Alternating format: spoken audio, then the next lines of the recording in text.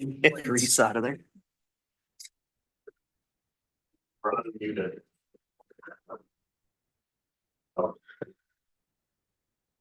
All right, well. Terry, we are back from recess and looks like you get to go. He's coming. I did bring him back, so Here he comes. yeah. I told him we were gonna start without him. So. We're at the head of the table next. Well, thank you, Mr. Chair, members of the board, Terry Fawcett, probation director. I always like to just have a conversation on this, kind of no frills, but I think the first thing is that our CPO reimbursement went up again this year. So it went up from $642 to $683,000, for a change of $41,000. And I was telling a couple commissioners here before the meeting, that's after the Department of Corrections took out money off the top for interstate compact. So for those of you that might not know what interstate compact is, that's the department that makes sure that all the paperwork and everything is completed for offenders to transfer from state to state. They have a staff, so there's expense that goes with that. It's very important that you have interstate compact, but over the years, the Department of Corrections has paid for that by themselves, and the Commissioner of Corrections has decided now that that will be shared amongst the delivery systems. So even though, so having $41,000 more, even after we probably got another 10 taken off top of that, I think was pretty good for Pine County. So I'll start there. Stop me at any time. Corrections fees, I know there's been a lot of discussion over the years on local corrections fees. We've been down a little bit the last few years in collecting of those fees. We do a good job. We just did it at the last staff meeting too, of continuing to talk to the agents about the need to collect our local corrections fees. And corrections fees are still going to be collected statewide to, I think, at least 2029. I think that's what the legislature agreed to kind of wait to the sunset until that time. I remind this board all the time that that's a conversation that'll need to happen in the next few years about where do you make that money up if you don't have local corrections fees coming in. Do they have a tiered thing, or is it just when 2029 comes, it goes away completely? As of today, I think it goes away completely, but I think they ran out of time in the legislature, to be honest with you, this last session to have a thoughtful conversation. So it is kind of place marked 2029 and then resume the conversation next year. So I think that'll shift, to answer your question. So we continue to try to get that. So I'm projecting less revenue on that just because it was less revenue last year. And so one thing I've learned from Kelly over the years is, let's don't continue to project higher revenue if that's really not what you're going to bring in. So I appreciate that. Class fees, we're projecting more. We do have our improved lead local education for accountable decisions. Our first time DWI offender course has kind of been revamped by Amber in my office. And so we're seeing more income coming in with that, as long as our decision points program, which is our cognitive skills training. So we're looking at increasing that revenue a little bit. Training dollars averages out to about $888 per staff. We've been kind of under budget on that in the last few years. I'll say this, that line item concerns me a little bit. I don't think we'll be over that, but one of the things that the commissioner has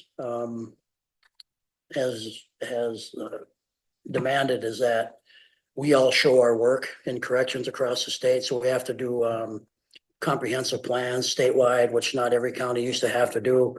And with that, you have to deliver a certain amount of services. And so CSAC means Community Services Advisory Committee. So it's a makeup of administrators from the 3 delivery systems that come together and say, these are all the deliverables that all probation agencies in the state need to meet. And with that is training requirements. And so right now I'll be at a meeting on Monday at the DOC, for example, about how to bring together the different delivery systems in the Minnesota Corrections Association to pool our resources. So all these people are getting the training that is required in order for us to get our funding, but not break the bank. So that's kind of where that's at. Association dues, there's an agency fee that we have to pay in to MACPO. That's not unlike all delivery systems have to pay some type of an agency fee. Did decrease that a little bit this year. We're not going to pay individual memberships for staff. The East Central Regional Juvenile Center, we did finally get a number. We've, as Commissioner Ludwig knows, we have kind of fought for this the last couple of years to the juvenile center, saying we need that number sooner than later so we can put it in our budget. And they did come back with $400 a day, told us that it would not go above 400. So that line item looks the same as it was last year, $150,000 that'll be allocated for that. And it's based on $400 a day times one bed that we contract for 365 days. So what do you, on that, remember when they were presenting on their, the projects are falling off in the following years, so when's the last time we did a kickback of revenue instead of putting it in? I know it's not nice, Yeah. but I mean, it's possible to get some help there. Yes, If everybody would fall in line. yeah. The problem with that, and probably a better day than today to have that conversation, but there's 22 counties now that are in there. It used to be 10. Every county in the state knows that if you don't have a membership to that, you're in trouble. Because if you have to lodge a kid and you're a non-member, they can tell you no. And then your sheriff's department is left driving all over the state to try to lodge a kid. And that's reality. The Department of Corrections has said they're not getting into that game because people had said, why don't you open up a wing of Red Wing to help out with that? They don't want anything to do with it. And so, I know that's a lot of money per year, but it's in my opinion, a much bigger problem if we don't remain members in that. Just a follow-up, Matt, to your comment on putting any excess funds into kind of the reserve. Do you know, Terry, at the end of 2024, how much that was? Not offhand, but we do have that number. Oh, yeah, it was, Yeah. And it was a.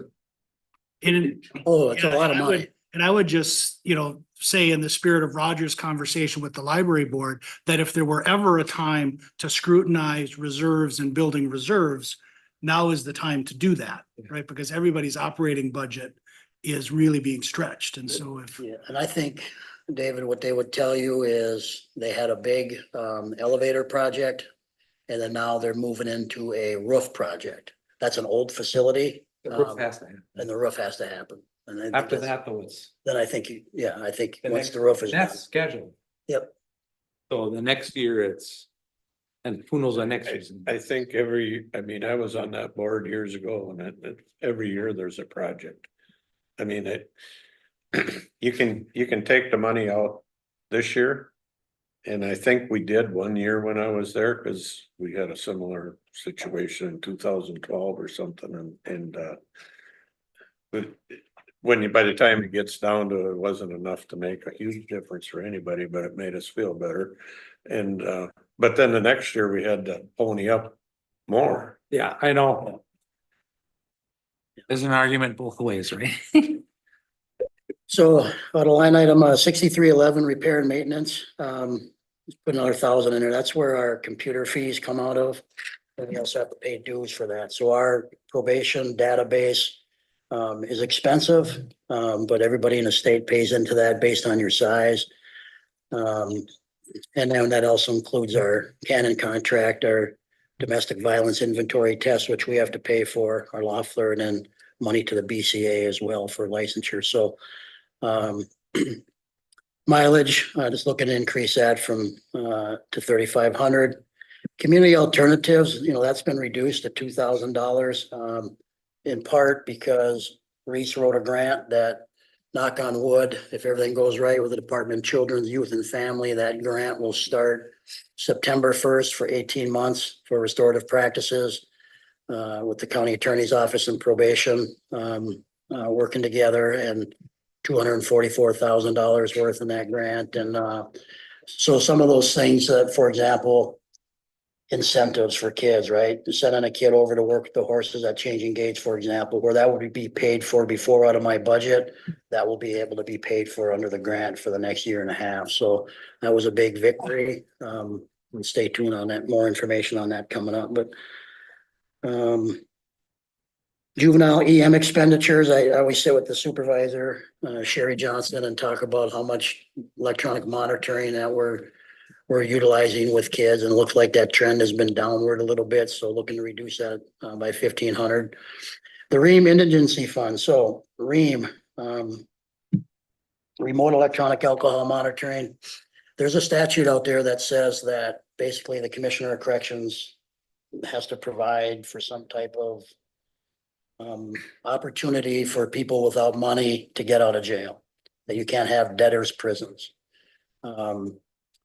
He has informed us, first of all, he was on our meeting on a call a couple of weeks ago, and we asked this question, is this going to be cut? And his first comment was, and he's right in this one, is the DOC contract counties, whenever REAM started in the state, were never included in that grant. So his argument is, why shouldn't they be? So if you're Mille Lacs County, for example, that's DOC contract, and you had a felon that needed to get out of jail, they should have a right via the grant to get out of jail, just like somebody in Pine County does. He's right. So he's gonna cut that grant. And I've contacted him a few different times, and we've had good discussion. And I said, I've been here 10 years, Commissioner, and what Terrell had here at like $9,500 a year is down to $6,500. I've been cut 3 times since I've been here in 10 years. I hope if you cut, you start out with the Hennepin counties of the world that get all sorts of money for monitoring for kids, and leave some of the rural areas alone. They're working through that. A few years ago, I developed this indigency fund line item. And the reason at the time I did so was because we were getting dangerously close of running out of money for that grant per year because of the cuts. And Judge Flanagan, who's no longer here, utilized it. And so I'm like, well, we're not gonna be able to let people out. We don't have any money to pay for this. So we thought we should be wise and come up with some type of fund that if we went over our grant, that would able to pay for poor people to get out of jail on our electronic alcohol monitor. So I talked to Kelly. We don't have the number back from the commissioner. I'm looking today to keep that number for the indigency line item at $5,000, knowing that my $6,500 that we were initially awarded to for the next 2 years in the biennium is probably going to be cut at some number. And I want to do the right thing and still have an opportunity for indigent people to get out of jail, because if you don't, then they're going to sit in jail for a long time, probably. The only strategy I've heard from other directors is that they're going to direct them towards ignition interlock. But as you know, ignition interlock is extremely expensive. So it makes more sense to try to get an offender out of jail and not impact your jail as much through electronic alcohol monitoring versus hoping that they find some money somewhere to get out on ignition interlock. So that's where that's at. It's not great news. You know, we stand to lose far less than probably some other counties, but still that's an impact to me and our budget if, and the commissioner's working on his own time. So, but again, The ignition interlock, that's something that you guys request, or is that's the court? no, neither. Okay, It's something that the offender needs to do to get their license back. We, meaning Amber in my office, who runs our ISP program for repeat DWI offenders, does a phenomenal job of sending all the information to the client on what they need to do to go through that process. Okay. It's a lot of work, it's a lot of process, it's a lot of money. The only reason I ask is because on my, like my other end, my day job, I know some people, I know some shops that used to administer it, but most of them don't do it no more because they said it's such a pain in the butt. It's not worth it. They don't get paid enough money to do it. I'm just curious who, is it the offender that pays them? Is it the state that pays them? Offender. The offender. Yeah. And it must not pay enough for them to, I was just curious on how that all works, cause now I know somebody that's currently on it. He, in this area, I think the closest is like Rush City or south of Rush City that does it. I don't know, just kind of curious to, and I think it's expensive for them to pay for it. I don't know, it just seems like and maybe it needs to be, I don't know, but if there's anything out there, maybe it doesn't need to be easy, maybe it needs to be expensive. I just on my end, just a thought, and if you want to have more conversation out of here, we can have that conversation. It's just what I'm hearing, that it's hard for them to get it, it's expensive. And like I said, I know 2 or 3 shops that used to do it that don't do it no more because they're like, it ain't worth it, so, Yeah, well, the shops may not do it. There's a couple major companies in the state that offer it and do all that legwork, but the offender doesn't have any choice if Yep. they want to get their license back legally. Yep. That's the process they need to go through. In terms of just getting out of jail, I still argue that the remote electronic alcohol monitoring is much better. It's way cheaper. It gets them out sooner. We have people that can come to the courthouse the same day and they're out and they're off and everybody's, and what is that? That's something they wear? Yep, it's an ankle bracelet. And that tells if you've been drinking. Yep, Tells you where you are. yeah, it's both. I mean, Both. there's different monitors out there. So So, the GPS monitor tells you where you are, but the remote electronic alcohol monitor, when I first started as a probation officer, I used to hook these up myself on people and take them out of jail early. And there was the machines, the technology is much more advanced than this, but there was a machine back in those days. And they would connect their bracelet into this machine when it would call them. Then you have to say your name, date of birth, whatever, and then it records your voice. And then it measures whether or not you've been drinking. And if you drank, it would tell you breath sample positive. It would set off my pager. Now I'm dating myself. Your pager would go off and now I'd go to their house, follow up with a breathalyzer. They're drinking and immediately take them into custody. So it's that type of technology that can detect that they've been drinking or not. There's a bunch of different units out there. And like you said, the technology is much more improved than it used to be. But even I think the first person I ever had on the program, her voice sounded very deep when she was reporting who she was because she was passed out and her husband was speaking for her. So, and the ignition interlock is, you just can't be drinking and driving. yeah, you have to blow into a tube as you get into your car. So is that the choice of the offender or is it the choice of? So obviously the person, Reese probably can answer this better than me. The law requires ignition interlock much sooner now than it used to. And I think that law's just changed again because of the result of the guy down that smashed his car into the Park Tavern down in the Metro. When you get put on ignition interlock, it used to be like, I don't know, second or third DWI. Now it's almost immediate, I think, and it's long periods of time. If you don't want to drive, But- you don't. here's my question. If you're on that ankle bracelet alcohol monitor, you don't need ignition interlock? I think they're separate things. Oh, so you might need both. Yeah, you could. Yeah. Oh, okay. I don't know if, Josh, if this gets to your question, but it doesn't sound like the interlock is something that is part of a sentence or an Correct. agreement. It sounds like it's a requirement. If you are in this category, then in order You to wanna drive, you must do that. I see. If you Well, don't take your wanna car drive, to if you work. wanna I take thought the it was like bus. an alternative to ignition interlock was a bracelet. No. Okay. All right. Like the monitoring can be court ordered. Ignition interlock's not court ordered. Okay. Just if you want to drive. Am I speaking right, Reese? That's right, yeah. So when you get a DWI, they pull your light or they revoke your license. And to get around that revocation period, you can do ignition interlock. And so what that does is it makes your license valid, but then it puts a designation on your license that says interlock required. And the carrot and stick approach is if you have that designation and you're driving without interlock, you get arrested. Yep. It's a gross misdemeanor. Okay, okay. So you have to be driving the So vehicle. what are they gonna do when they have autonomous driving vehicles? Then you're not driving it You can get a technically, driver's, Yeah. I mean, I can order Yeah. I could have a car. Another benefit of autonomous cars. Yeah, I'm waiting for them. Well, they have those in Arizona. Yeah, I've seen them. You've seen them. Problems. It'd be no different than having Yeah. a cab or someone else driving Yeah, it that's- and you're that's true. confiscated, right? So, all right. Okay, sorry to beat that with a dead horse. The next hour, we'll. Yeah, no,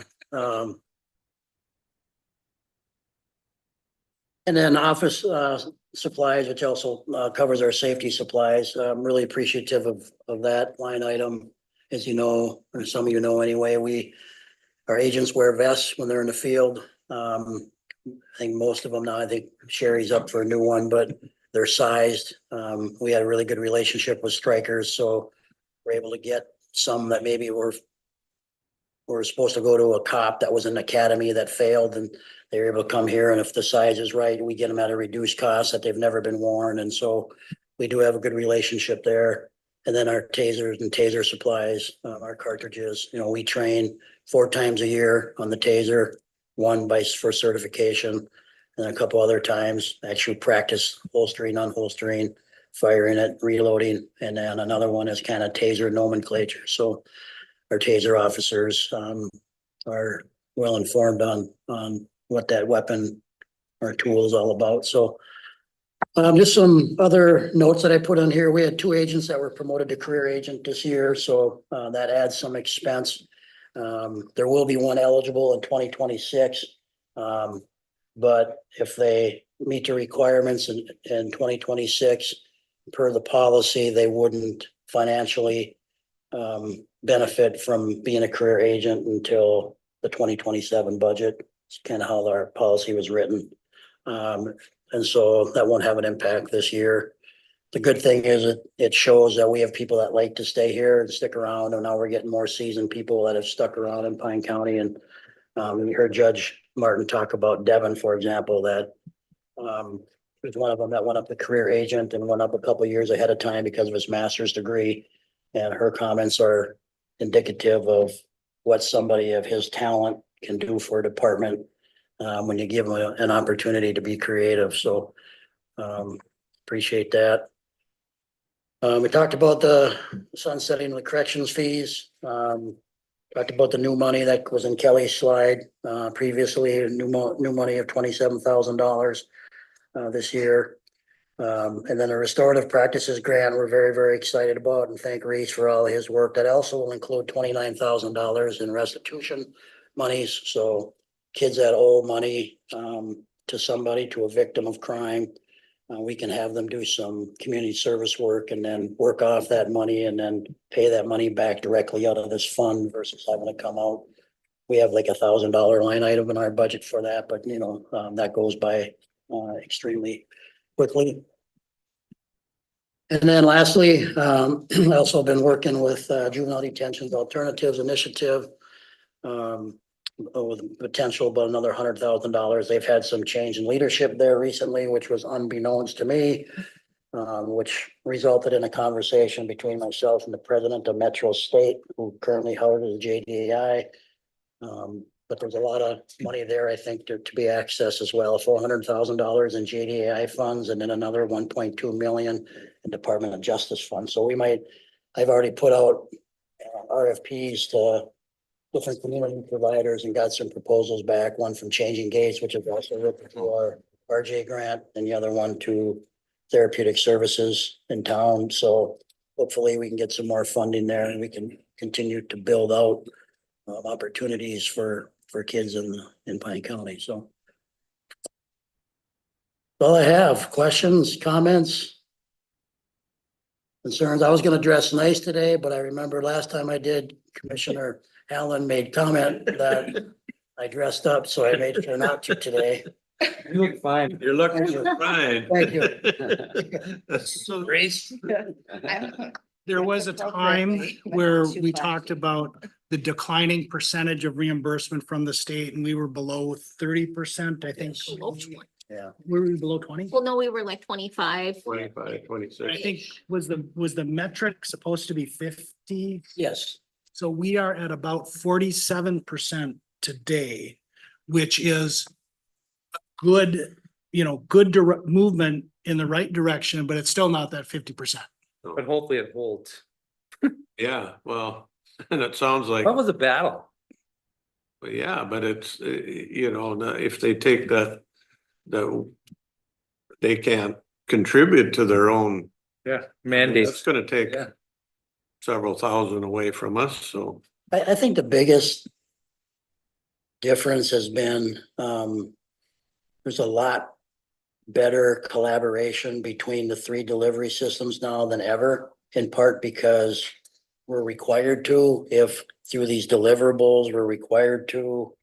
And because of that, all three delivery systems are making sure that no funny business takes place relative to the formula. Are you doing the CPO, CCA, that? Yeah, and the DOC. And so there's a very black and white formula now that says this is the money you should get.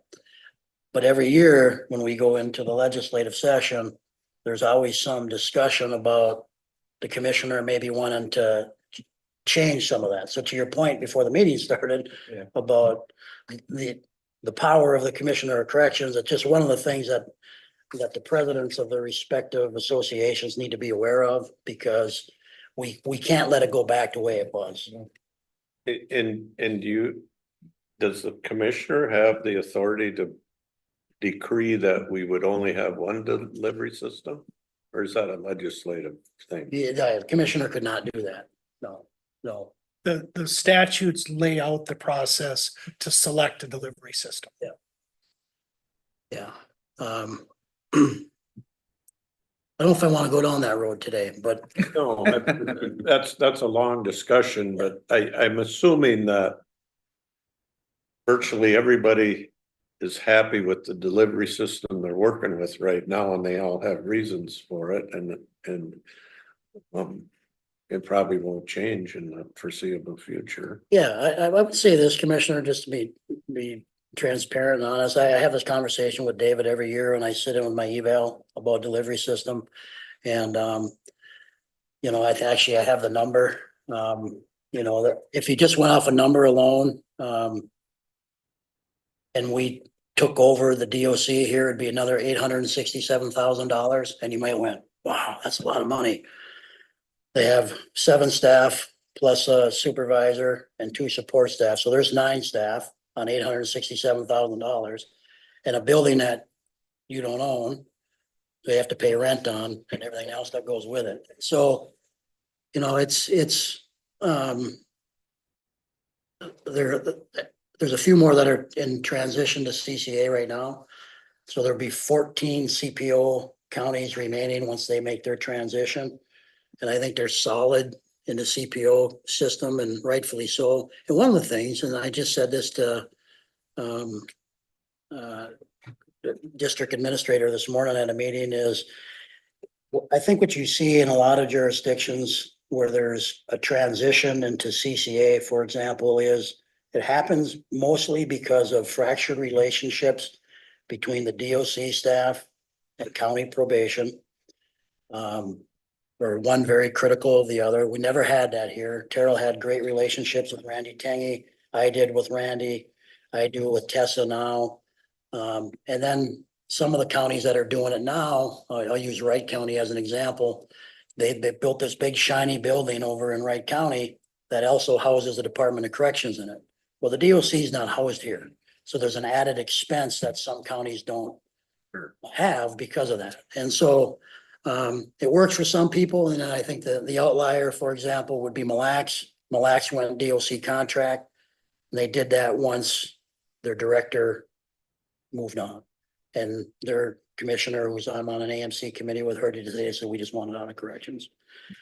So I strongly advocate for this system, never afraid of a conversation, going forward. You know, if CCA, but it is a county choice, Commissioner of Corrections would tell you it's a county choice.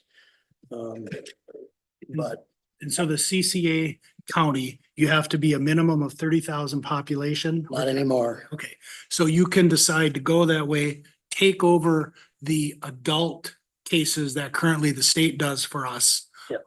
And And parole, you take over the parolees as well. And So, I don't know, I think the advantage that we have seen is we have somebody like Terry who focuses so hard on the juvenile, Yes, right? And that has the long-term benefit in the community. it's the time to do Yep. all the corrective work, really.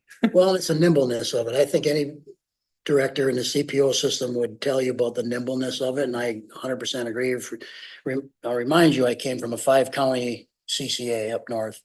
And you can't make any decision rapidly, whether it's policy development, whether it's budget, everything requires a bunch of meetings. You have to have a community corrections board in place, which would require at least 1 to 2 commissioners on that as well. And just, you know, if something needs to be changed in a policy for Terry, I can sit down and I can vet that with my staff and we can change a policy accordingly. It takes very little time. I still work for the pleasure of the court, right? I know the judge talked about being a little bit separated back in 2019, and she was a co-chair on that committee that did it that way. But it's still written in that judicial policy that myself and my staff still technically work for the pleasure of the court. Just most of personnel and payroll and everything else goes through the county. But there's still some allowances in that. For example, if I left tomorrow, well, I won't because I kept my end of the bargain, but. Sorry, I'll get that in a minute.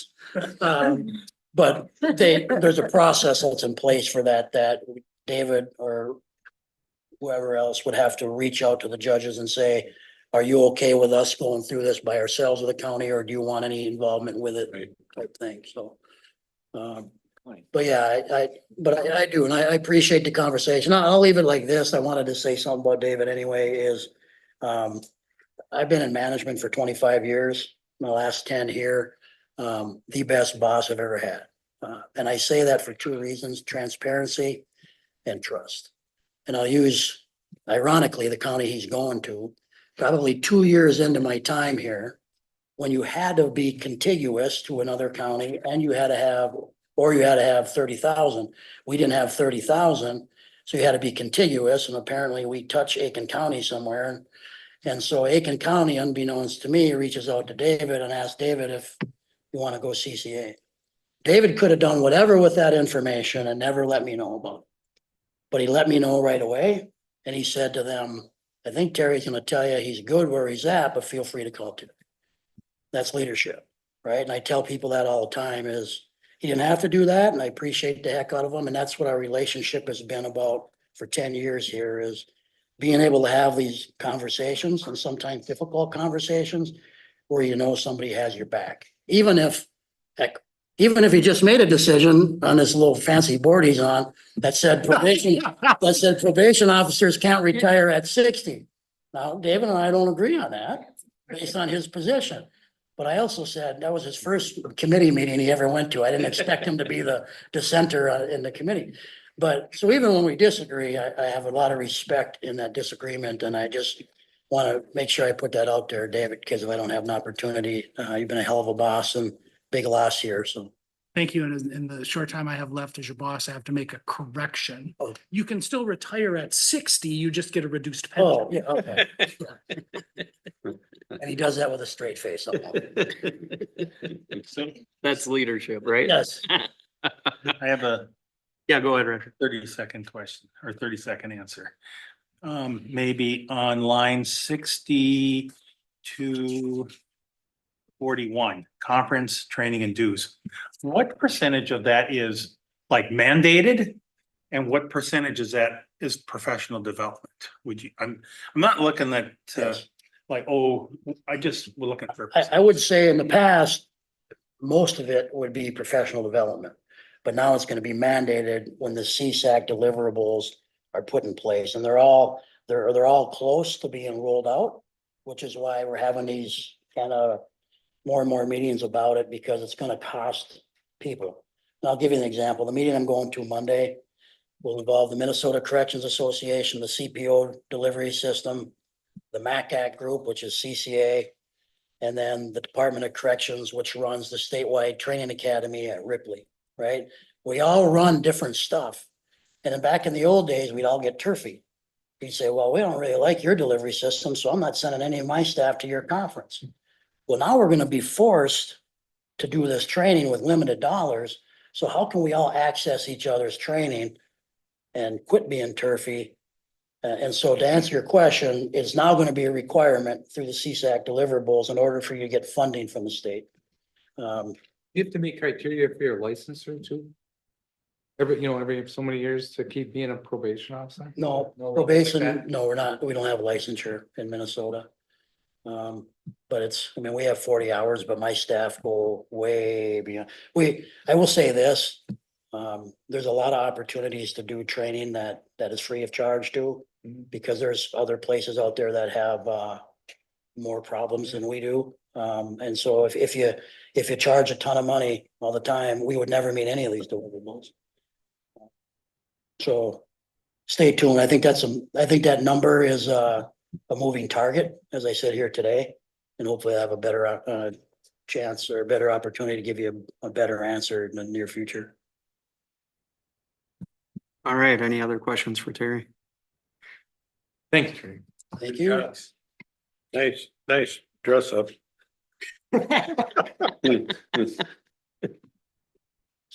Okay. All right, we'll move on to the county attorney. All right. Well, I have 4 budgets, and I'll go from the easiest to the hardest. Okay, through every year. The easiest one, and I don't have a slide on this one, but it's the law library board. Law library board basically is a zero budget. We receive revenue from the courts. So every time we have a court case or have a court case, they have a $10 law library fee. That's the revenue. And then we spend basically what's in the revenue. So there is a reserve that's left, and the reserve has always hovered around 40,000. I think we've joked in the past that no matter what we do, we can't seem to spend the money. I mean, and I appreciate the board too, because they do make very conservative decisions on how to spend the money. They'll only spend what we need. A lot of times it's replacing stolen law library books, which somebody's out there stealing law library books, which is just weird to me, but they must have issues with insomnia. But and really it's the IT technology, and yearly we discuss, do we really need this series of books? And if not, we'll phase it out. So rather stable budget. I don't know if there's any questions on that. All right. So the second easiest is my victim services budget, and I have 2 of those. Those are split out because most of it is funded by a federal grant. We receive $70,000 a year. Most of that goes towards my victim services coordinator's salary. The overage is in that second budget. We used to have part of a state grant, but that all got roped into the federal grant. It's a rather stable grant, knock on wood, even in these political times, because it's always had a lot of support. I think it's been around since the 1970s. And I think it's necessary to. Our victim services coordinator, I put some statistics up there for her, but since 2018, when we obtained this grant, she has worked with 11,601 victims that have come through the court system. And that's important because there is a chapter in Minnesota law that describes victims' rights. If we're not following that, we're going to get in trouble with the state. It could impact our attorney licensing. So it is very important that we have that. And it has to do a lot with notifications, discussions of plea deals and things like that. So very important position. So the $70,000 budget's one, and then the next budget's basically the overage, and there is some revenue in that we get a percentage of certain fines from the court under it's a criminal law statute that says that there is assault cases, crim sex cases, we get a percentage of that to go in there. So you'll see some revenue in that budget as well, and that comes from the courts. And I got that with the help of Court Administrator Amy Willard, so I appreciate her and working with me on that. It's a statute I read a few years ago, and I thought, well, that's more money, we could use that. So I applied to her and she responded and had helped me with that. So that's my victim services coordinator. Any questions on those two budgets? All right, and then I'll just go into, I guess the big budget is the county attorney's office. And of course, my attorneys and legal assistants. And I've shown this slide before, but these are many of the things that we do. There's other things besides this, but we have a lot of mandates under statute, services that we have to provide. Obviously, adult criminal is a huge part of it. Juvenile case is a big part, but we talk about truancy. We actually enforce child support. So for instance, if parents are separated and the kid's receiving like medical care, then we can go after the non-custodial parent to reimburse the state for that medical care. And then also under state law, if a custodial parent requests help with child support, then we're obligated to do that. They sign up with us. Do a lot of civil cases. I deal with a lot of those personally. They come through everything from, probate and going after estates for medical issues, just the general lawsuits, protection cases, guardianships. We get a lot of those, parental rights, commitments, a lot of land use, a lot of counseling advice to departments and such. And then we also do provide training. SWOT analysis, basically strengths. Judge Martin had talked about this before. I have an awesome staff. I kind of have my ideal staff of attorneys now.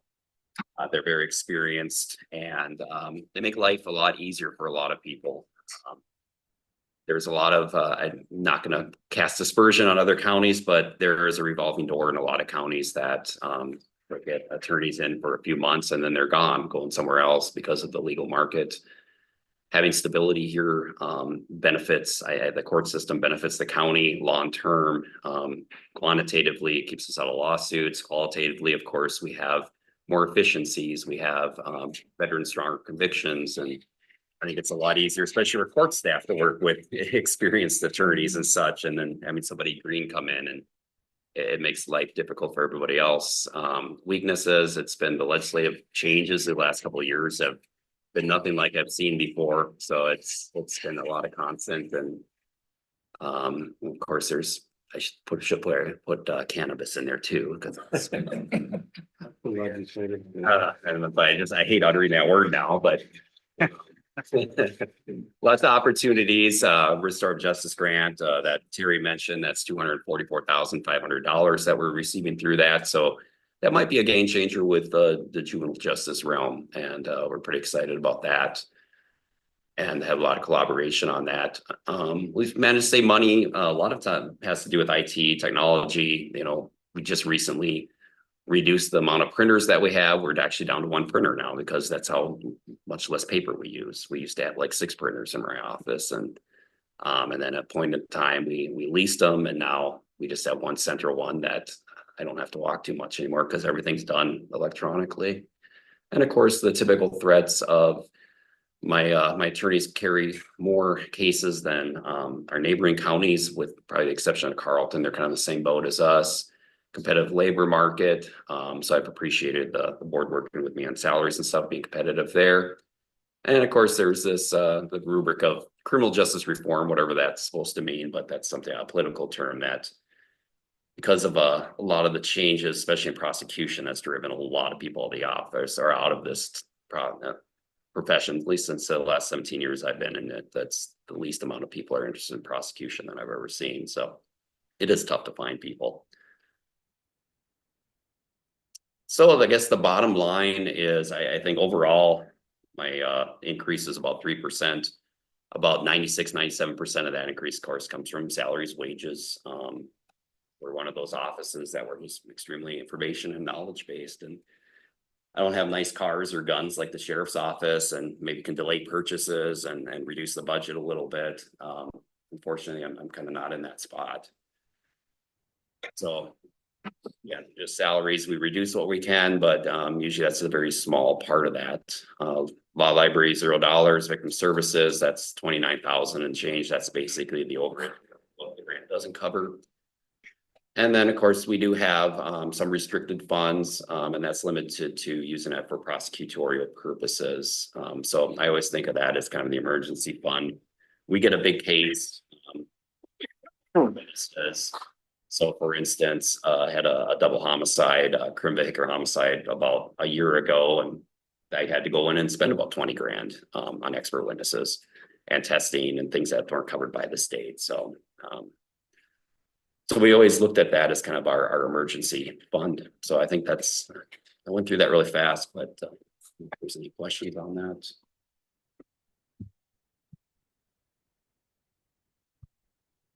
Anybody got any questions? I just think it's a testament to, I mean, what you've built in the last 10+ years is, you know, where you got some experience there. I mean, we heard it from Judge Martin today, that, you know, you work really hard to get where you are. And now, I mean, if you had all new attorneys in there, we wouldn't be looking at a increase in salaries and wages, but that there's a cost to that as well. So, I mean, and there's a lot of value in that as well. So that's just what we're dealing with. So appreciate what you guys do for sure. And thank you for that. But anybody else got anything? Thanks, Reese. Yep. All right. Amy's back. How's it going? I brought Mallory. She's a supervisor in our office. She's not always on site, like we alternate a lot, but Mallory leads staff too. So just kind of for her to listen and see what our budget is about here. Okay. So do you guys have the court's budget up? I think so. Okay. Yeah, everybody has a handout. I don't know that we have a slide for it.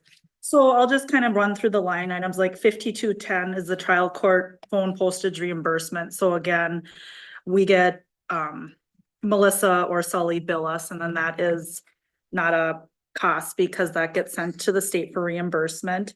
Bail pending, they no longer hold the bail. It comes up through us and comes into the court right away. So that's no cost there. The emergency protective, the EPC reimbursement is for our CHIPS cases. Actually, we've had more of a reimbursement this year than we thought. So I did up that to possibly 5,000 coming in for the CHIPS cases. And again, I just like to touch on the CHIPS cases because Judge Wynn is handling all of them for the PIC. Sydney Silko does an amazing job. They just held a training here for attorneys around to try to, help the kiddos everywhere. So I just think like what they're doing there is amazing, and it's getting known like how well Pine County does that. Fines and fees. I don't know, people haven't been paying their fines and fees, so we're not getting that revenue. I don't know what to do about that, so. What fines and fees does court administration have? Is it? So we get a portion, so like depending upon, the county gets a portion of it, so. Like, let's say somebody comes in for a speeding ticket, Reese charges it, there's like a $50 county fine that gets brought in. I'm not sure like why that's lower this year than it normally is. Reese, State budget, I probably. Yeah. And so then, Amy, the number in your budget is just a percentage of the fines that people are paying and they're Correct. divided out. Correct. So like $75 is a state surcharge that goes, Reese referenced the $10 law library fee. And then on top of that, there's like however much they want to charge the county fees. And then restitution goes into that as well. Restitution gets paid out first out of that amount, so. Interesting. Refunds and reimbursements, there's nothing there. The telephones, again, that's 50%. It was 500. We've only at 157.19. I believe that's bailiffs phones that are up in court administration still because we went to a state VoIP system. So that's where is at. Postage and freight was addressed up there. And then the last one that I wanted to touch on was the big one, the court appointed specialist for 70,000. It's actually quite a bit lower this year. I still left it as that to be safe.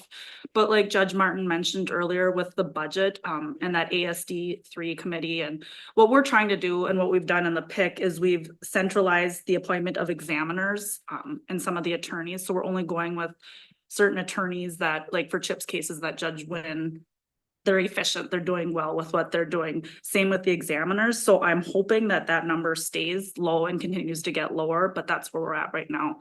So to be safe, I did the 70,000. Okay. So your budget actually went down. Yes. Okay. So good news. Hard to argue with. But I will say again, that goes to what Judge Martin said, like our attorneys that work in the county attorney's office are efficient. The PDs are, probation is doing their job, the jail's doing their job. So there's a reason why it works well. Okay. Anybody got any questions about that budget? So then, based upon that, and you're saying that's already taking place, I'm looking at your percentage of budget for this year on that 70,000. It's actually, there's already some savings there. So are we gonna realize even at the end of this year, a bit of a fund I'm balance hopeful in that if it area? stays at that, because we're at about a third of it. That may carry it to help. Yeah, Got the more we can carry over, the better we are. But There is a little bit of a billing lag, I imagine, right? At The judges have gotten better about that because what happened too with some of the court appointed attorneys were submitting their bills, like we received a few 3 or 4 years out. So they put in an order, and that's happened in the PIC was one certain attorney. But they put an order in place that they have to submit those bills within 6 months. Otherwise, because we can't go back, we were getting bills from 2018. right, That's a budget buster for us, and they don't want to sign off that they've done this work not knowing that. So there's a little bit of a lag, but it shouldn't be too bad. Yeah, but just for back of mind that 50% of the year isn't necessarily 50% of the billed work. Correct, yeah. That's a good point. yeah. And Amy, how many people, remind me, do you have working up there? We have 10 and 11, including me. Yeah, and a lot of them have been there quite a while. A few people that used to work from the jail actually are now in court administration, which is helpful too, because they understand the jail aspect of it. So that helps us run more efficiently as well. Does that number include the judges' staff? That does not. So if you include the judges' staff, there's the 3 judges and they each have 2 staff, so 9 more. We don't hardly see anybody though. We got 4 of us maybe per day in the office, so. So then this budget just pays for, I guess, just what you see here. It doesn't pay any staff. State pays the Yeah, the staff. state pays the staff. Okay.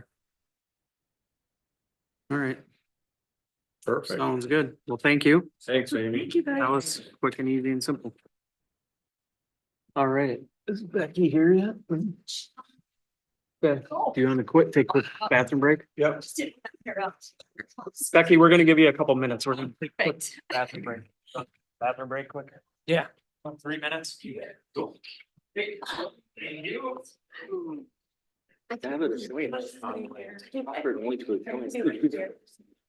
Sorry, no, I sent 5,000 emails. Do you have a clicker? Do you have this? Do you have this? you got the same one. This is why I always ask for, I didn't get my packet yet today.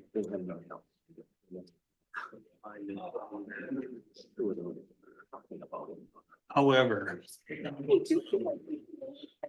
But why is it it's offered because it's landlocked? We could. Thank you. I was gonna say, thank you. I was like. But then how much would that? Opened up. There's 5 similar on either side. That are not forfeit. Right, but they don't have even some. So that piece. Yeah. So that piece is. Yeah, it's gotta be. Well, yeah, I mean, to me, it's why we should involve realtors. Do we, in this stuff. Thank you, Ryan. do we make the assumption, that piece below it, do we make assumption that that's where their easement is? Or do we know for sure? That's what I put an email to you and tell you.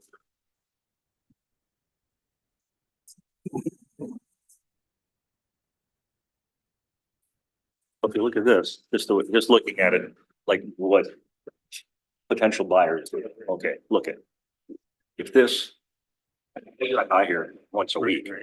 Okay, well, look, this is Pine County. Yep. Tax forfeit.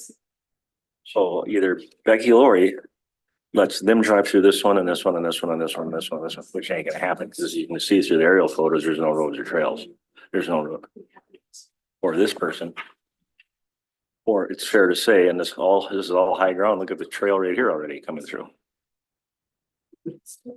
So point being, you're acing out. Why are they so content to pay the taxes and own it? But so that's why if there's an easement there. Well, there's the other thing to consider. Because if you look at this, Well, now let me get into that, but. well, Maybe I don't know, chopped up into these little slices, maybe we're trying to. I understand, you're a landowner, I'm a landowner. I don't want these 5-acre pieces, I want some, yeah, you know. Right, but there is also the same thing, I put, whether it was considered a, what's the phrase? Non-conforming, but if it's got parcel ID. We all back? Kelly, leave. I know I'm over here now. Well, that's. Wait for a minute. I'm so confused. I wanted to recess seat. She was kindly, we were kindly switching on in case that wanted to sit up here, and now I'm just up here. All right, looks like we're all back. And Health and Human Services, Becky. You brought a bunch of people. I did, in case there's any difficult questions, programmatic questions, it's always Does good. to have- everybody know everybody, or do you want to do some quick introduction? Sure, this is Pat Meacham, Social Services Supervisor, Beth Jarvis, Child Protection Supervisor, and Cassandra Olson, who is the HHS Office Manager and Front Desk Supervisor. Sam Lowe will also be joining us shortly, and she is the Public Health Director. Perfect. You're welcome.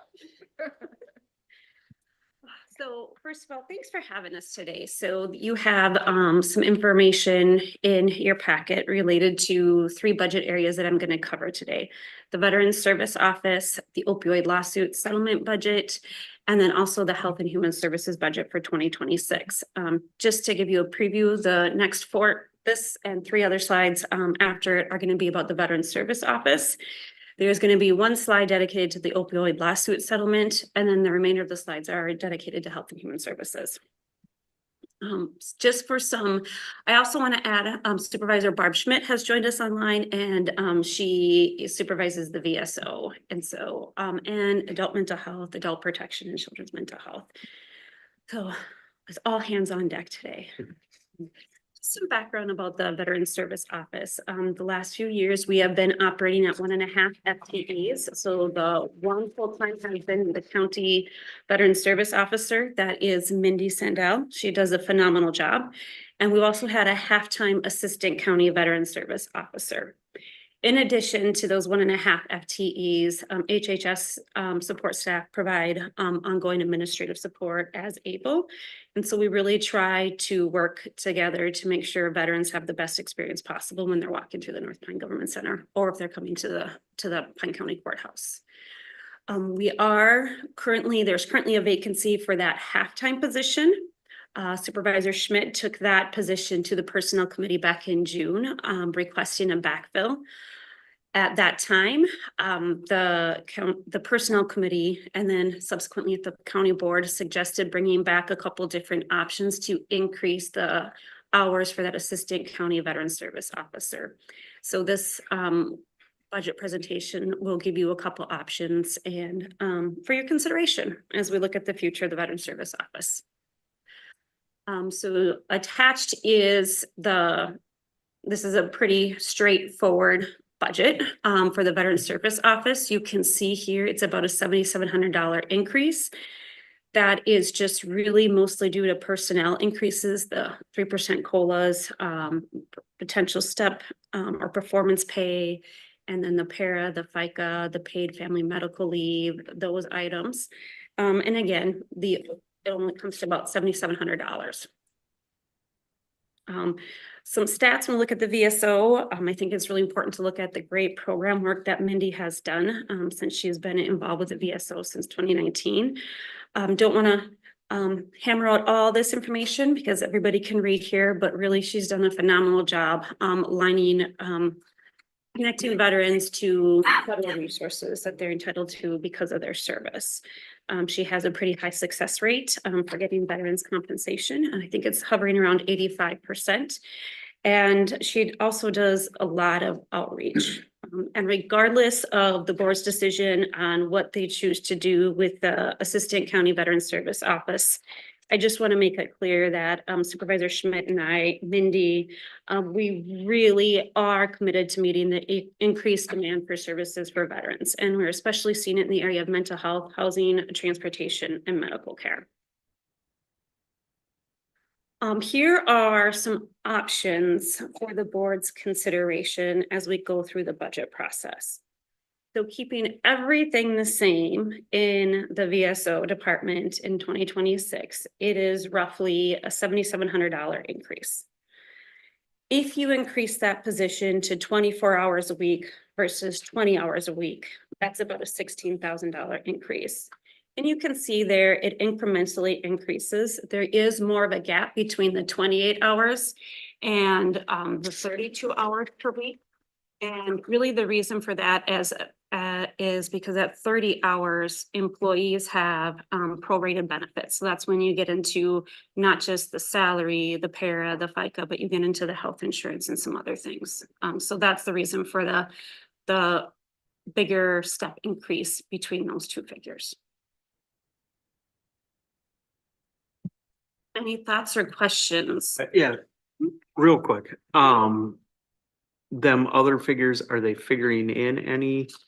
What health insurance do you have figured into that? Is it Single. single? Yes. Okay. And so, thank you. So ultimately it would depend if an employee comes on board and they're gonna be at full time and they select family coverage, Okay. then that would increase some more. But it could, if they select none. Then it would could go- decrease. Yeah, okay, Mhm. So we went with the straight middle, just single Yep, coverage, which yep. I think was very helpful. Thank you. You had a question? The well, in central, let's just say central Minnesota. Mhm. Are we on par with the amount of services that we provide veterans? Are we below average? In the middle? I think, and I'm gonna ask Supervisor Schmidt to speak if I don't do enough justice here, but I will say we provide excellent service. I think Mindy is Provide such a excellent service. dedicated worker. I'm just wondering, just strictly the amount of time. 1.5 for a county of 30,000 people. I think other people have, other Yeah. counties Becky, have more. Mhm. can I speak to that? Yes, so Barb, feel free to speak, but I know Okay. Barb did some research on this when we had the vacancy. I And did. a lot of counties surrounding us have 2 full-time people in their veteran service office. Good morning, board. Good morning, commissioners. This is Barb Schmidt. I can't tell if Barb is speaking. Her lips are moving. I and- am. I don't know what I am. Can you not hear me? Be muted? No, not muted. How about that? Can you hear me now? But we can't hear. We'll have to pretend we can. Yeah. Barb would say Becky's the best boss ever. And then she would also say in our conversations that 2 FTEs is really appropriate for the amount of veterans we have and for the work that comes out of that agency. Also, we have, again, some incredible staff across the department. I want to call out Case Aide Meredith Coland, who works in Barb's unit, who spends some time up at the Veteran Service Office. She wears many, many hats. And I think sometimes with the help that she's providing veterans and then her social workers in that unit, sometimes she is stretched thin. So I think we could definitely use a full-time Assistant County Veteran Service Officer. I don't think they'll be bored. And I think Appreciate that. in the last personnel committee, that's where we vetted this, right? What we had said is just give us some options. We know this budget season was gonna be tough, But if we don't know these numbers, we can't say no. Don't be offended if we say no. I won't be But, offended. but at least just give them some options that we can mull around. And that's kind of how we just like to approach it. I always give it like the ag educator, how me and Steve Chafee approached the board for 4 or 5 years, I think, or it was at least 3 to 4 years. And it just got shot down, but at least everybody had it in there, just to throw it around and think about it. So, Can I you hear appreciate me you now? bringing it to us and, Yeah. I have a question regarding. yeah, go ahead. So this position has been open since, how long is it? June. The name is coming to the board in August for backfill. Are you able to Okay, hear me? so- now? So we've got about a 2-month gap where we had nobody. Yeah. Filling this position, okay.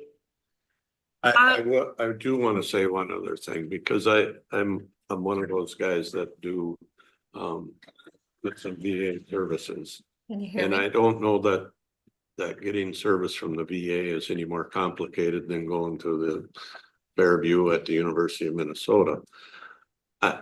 But it's complicated, and it because there are so many unique situations that, you know, if you think if everybody in Pine County, if 2,500 people in Pine County had one insurance agent that they had to go see about everything from injury they got in Iraq to something they got in Korea to something they just got at basic training. She has to, those people have to handle all of those issues.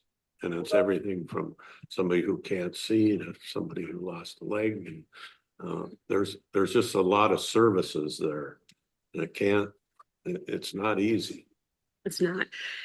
I do understand and completely respect the difficulty the board is facing as we navigate this budget season. If there is a potential to increase, my request would be, if we can't go full-time, that we look at increasing to 24 hours per week. And the reason is just logistics, right? That's 3 days.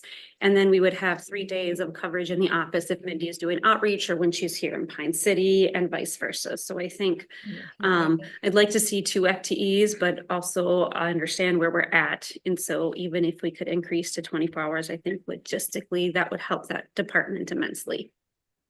It was funny on Thursday, I was walking through the buildings and I seen Mindy and I was talking to her. And another person I knew walked up and I was talking to him, and then he was talking to her about he had some heart issues or something like that. And it was that same thing where he goes, well, I heard that you might be able to help me, to Mindy. And she's like, she just dove right into it. I started asking him questions and I was like, okay, I'll talk to you later, Mindy. I appreciate it. And I'll just get out of the way. But it was very heartwarming to see. And the guy that she was talking to was very open and everything like that. He didn't care, you know, so it's just, I think she does a great job and she's very passionate and very wants to help as much people as she can. And that's cool. Yes. So. And I know when Mindy started, it was maybe, things were maybe bumpy in the beginning, just trying to get veterans to come back to the Pine County Veterans Service Office. And I'm really, we can brag about that, Oh. right? They're back. Yeah. And it doesn't mean people are always happy with the outcome that they get, but I really do appreciate Mindy and all the work that she does. Yes, thank you. Yeah. Yeah, I don't think you can hear me. Yeah. I'm trying to click. I know. Okay, thank you. So there's one slide dedicated to the opioid lawsuit settlement, and I just want to give a little bit of background, mostly for Commissioner Nelson's benefit, because he's rather new to the board.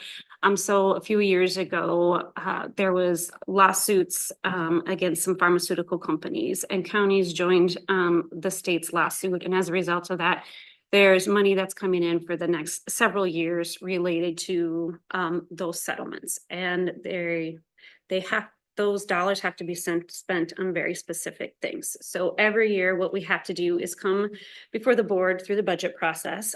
We do have an advisory committee to help us, to help steer this decision, and that's the Pine County Chemical Health Coalition. I know Commissioner Nelson, you reported on, you always report on those meetings, and you did so in May when the committee and the coalition talked about where we'd like to see the spending. So you'll see here, this just mirrors what the coalition recommended back in May. So it's $70,000 for yoga grants. Yoga stands for Youth Opportunity Grant Applications. It's really trying to engage youth and youth serving organizations in the community. And then $35,000 for salaries. You'll see the sections of the MOU listed out there. We are required to put that in the budget presentation according to the MOU. So that's what we have here. And the public health director, who is the chief strategist for this settlement dollars and how to spend it, is here. And so if there are any questions, happy to answer them. Otherwise, that's pretty straightforward as well. Is there another settlement that's coming?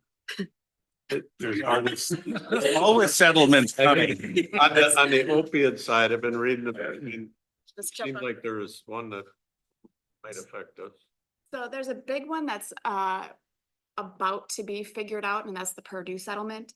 So the Sackler family owned Purdue Pharma, and they were the big driving force, and they kind of got pulled out of all the other settlements that happened. And those happened with a lot of the distributors and the manufacturers. So Walgreens, CVS, entities like that. Purdue got pulled out separate. They tried to file bankruptcy and do some things. So it took a while legally, and that just is now coming to fruition and figuring out. So we're all signing on to that, just like we did with the other settlements. And it's going to be a not small amount of money that the settlement is. That will eventually get divvied out to all of the locals. A year from now, 2 years, if you had the crystal ball. I would probably, I think we would know probably within the year how much, but I don't know how long it'll take the money to start Sure. moving.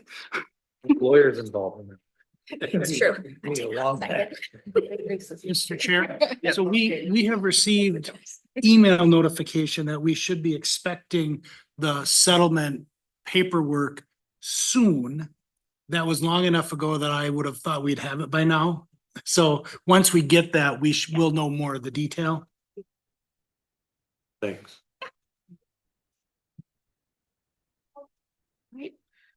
Moving on to Health and Human Services. So I first want to talk about some assumptions going into this budget.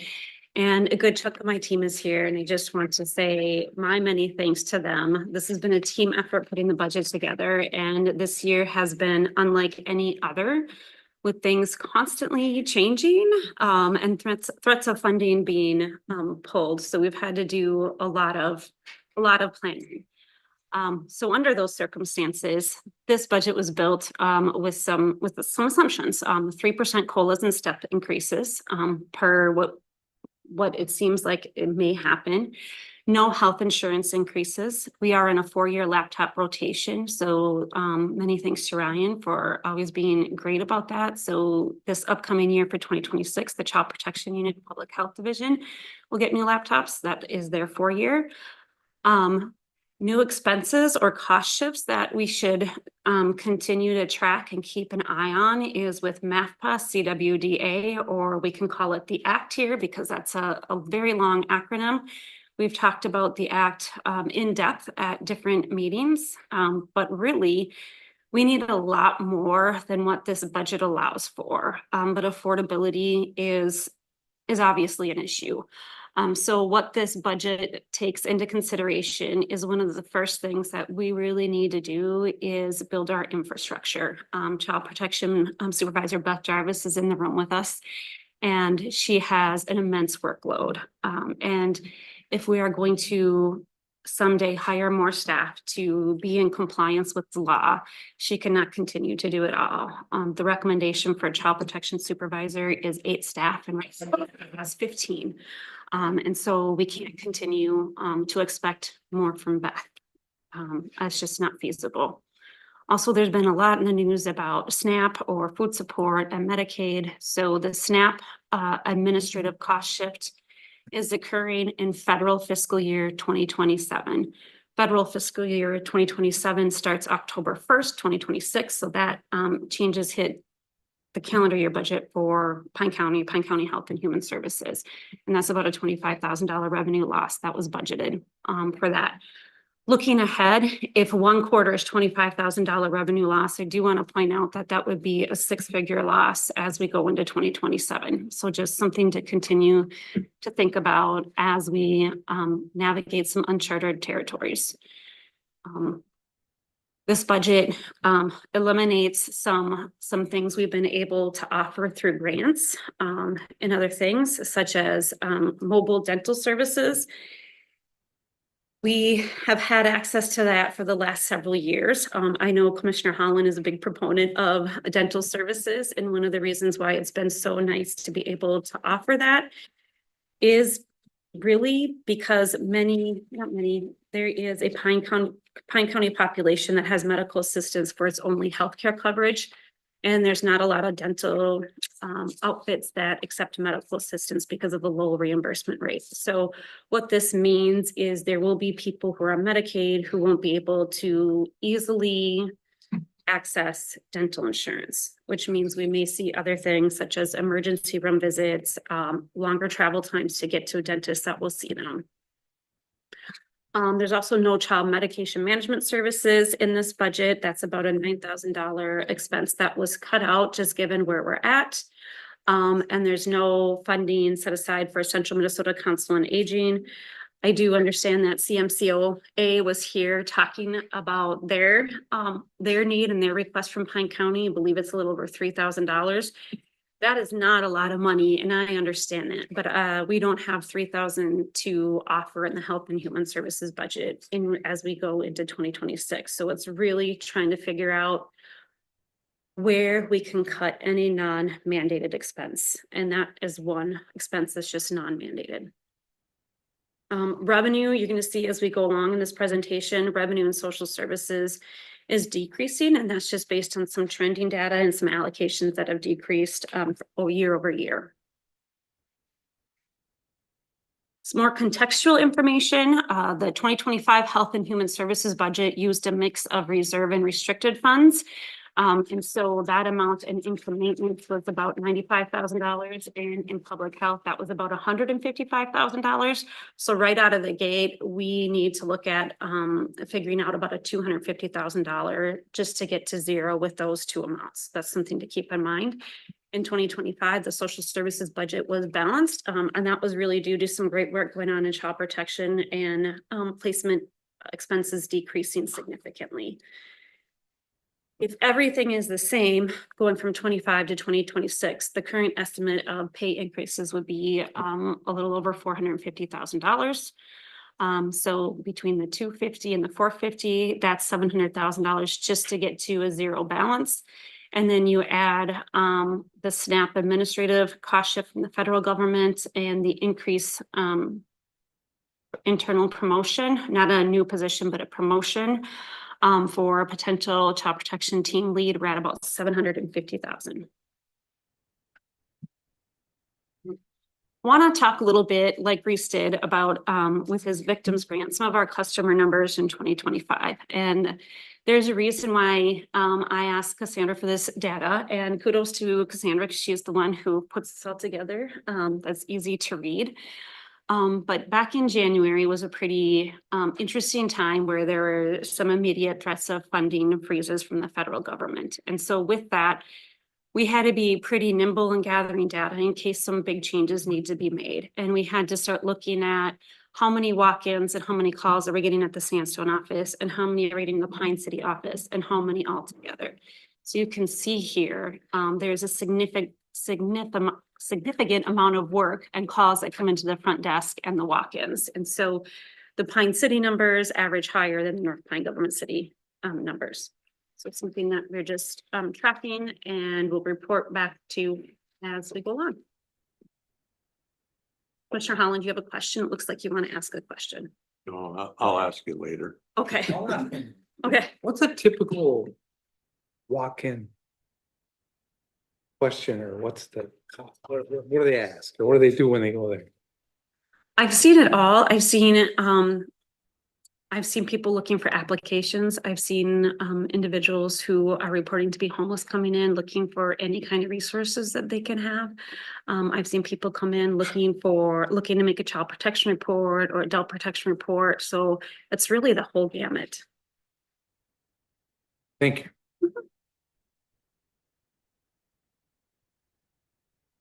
As we talked about last month, the Health and Human Services budget is really broken down into three main divisions: in income maintenance, social services, and public health. So this is just a reminder, and this is how the rest of the PowerPoint presentation is going to be broken down: income maintenance, social services, and public health. And you're going to see a pattern with these slides. You're going to look at what's new, if anything, some things to track or to clock as we go through the year ahead. And really personnel costs in each of the divisions. I know the bottom line is there's a difference between revenue and expenses of about $707,000. So when we're looking at the potential of reducing expenses, we're really looking at the potential of reducing staff. So that's just something to keep in mind. Income maintenance is up first. That includes financial assistance, fraud, collections, and child support. So there are a few changes here just to report. So fraud prevention investigations, this is something that investigator Geezy used to do from the sheriff's office. That's something we've moved in-house. The beauty of that is it has lowered some expenses in the budget. It has also reduced the grant amount. So that's something to keep in mind because we're serving fewer counties with that funding. Paid family medical leave is hitting the budget for the first time this year in 2026. SNAP, we've already discussed the federal cost shift starting at the end of 2026, our calendar year. I do want to highlight in the financial assistance unit, we have one currently long-term care certified eligibility worker. About a year ago, the personnel committee did vote to include a new classification for eligibility workers who had completed their long-term care certification training. So as we go in the year ahead, we should have more than one person. And what that means is they would be going from a grade 6 to a grade 7. That may be a little more money. However, we will see cost savings with overtime down the road with that change. And that's something that is really important for us to be able to do in the year ahead. I do want to talk just quickly about future impacts. I do feel I'm not trying to be a Debbie Downer, but the reality is there are changes coming to SNAP as discussed and Medicaid. And so that does not hit the 2026 budget, but it's just something to keep in mind in the years ahead. And the changes are more frequent verification and more complicated rules to administer because the requirements are stricter. Yes, and for certain things, reapplying twice in a year versus once in a year. So if you have, for example, just easy math, if you have 1,000 people on medical assistance and they're applying one time a year, and then it goes up 2 times a year, it's really like serving 2,000 people right now, but you're still only serving 1,000. So here's a question I have. What if you don't comply? Can you tell me more? Like, Mean? what if you just say, I'm not gonna do I that? can't, Like you're, can't do it. you don't have the staff and you're not gonna do that. So. I don't maybe know. There's a couple of ways to look at that question. Are you wondering what happens if the county board says Pine County is not going Yeah. to administer SNAP, period? We're Well, done.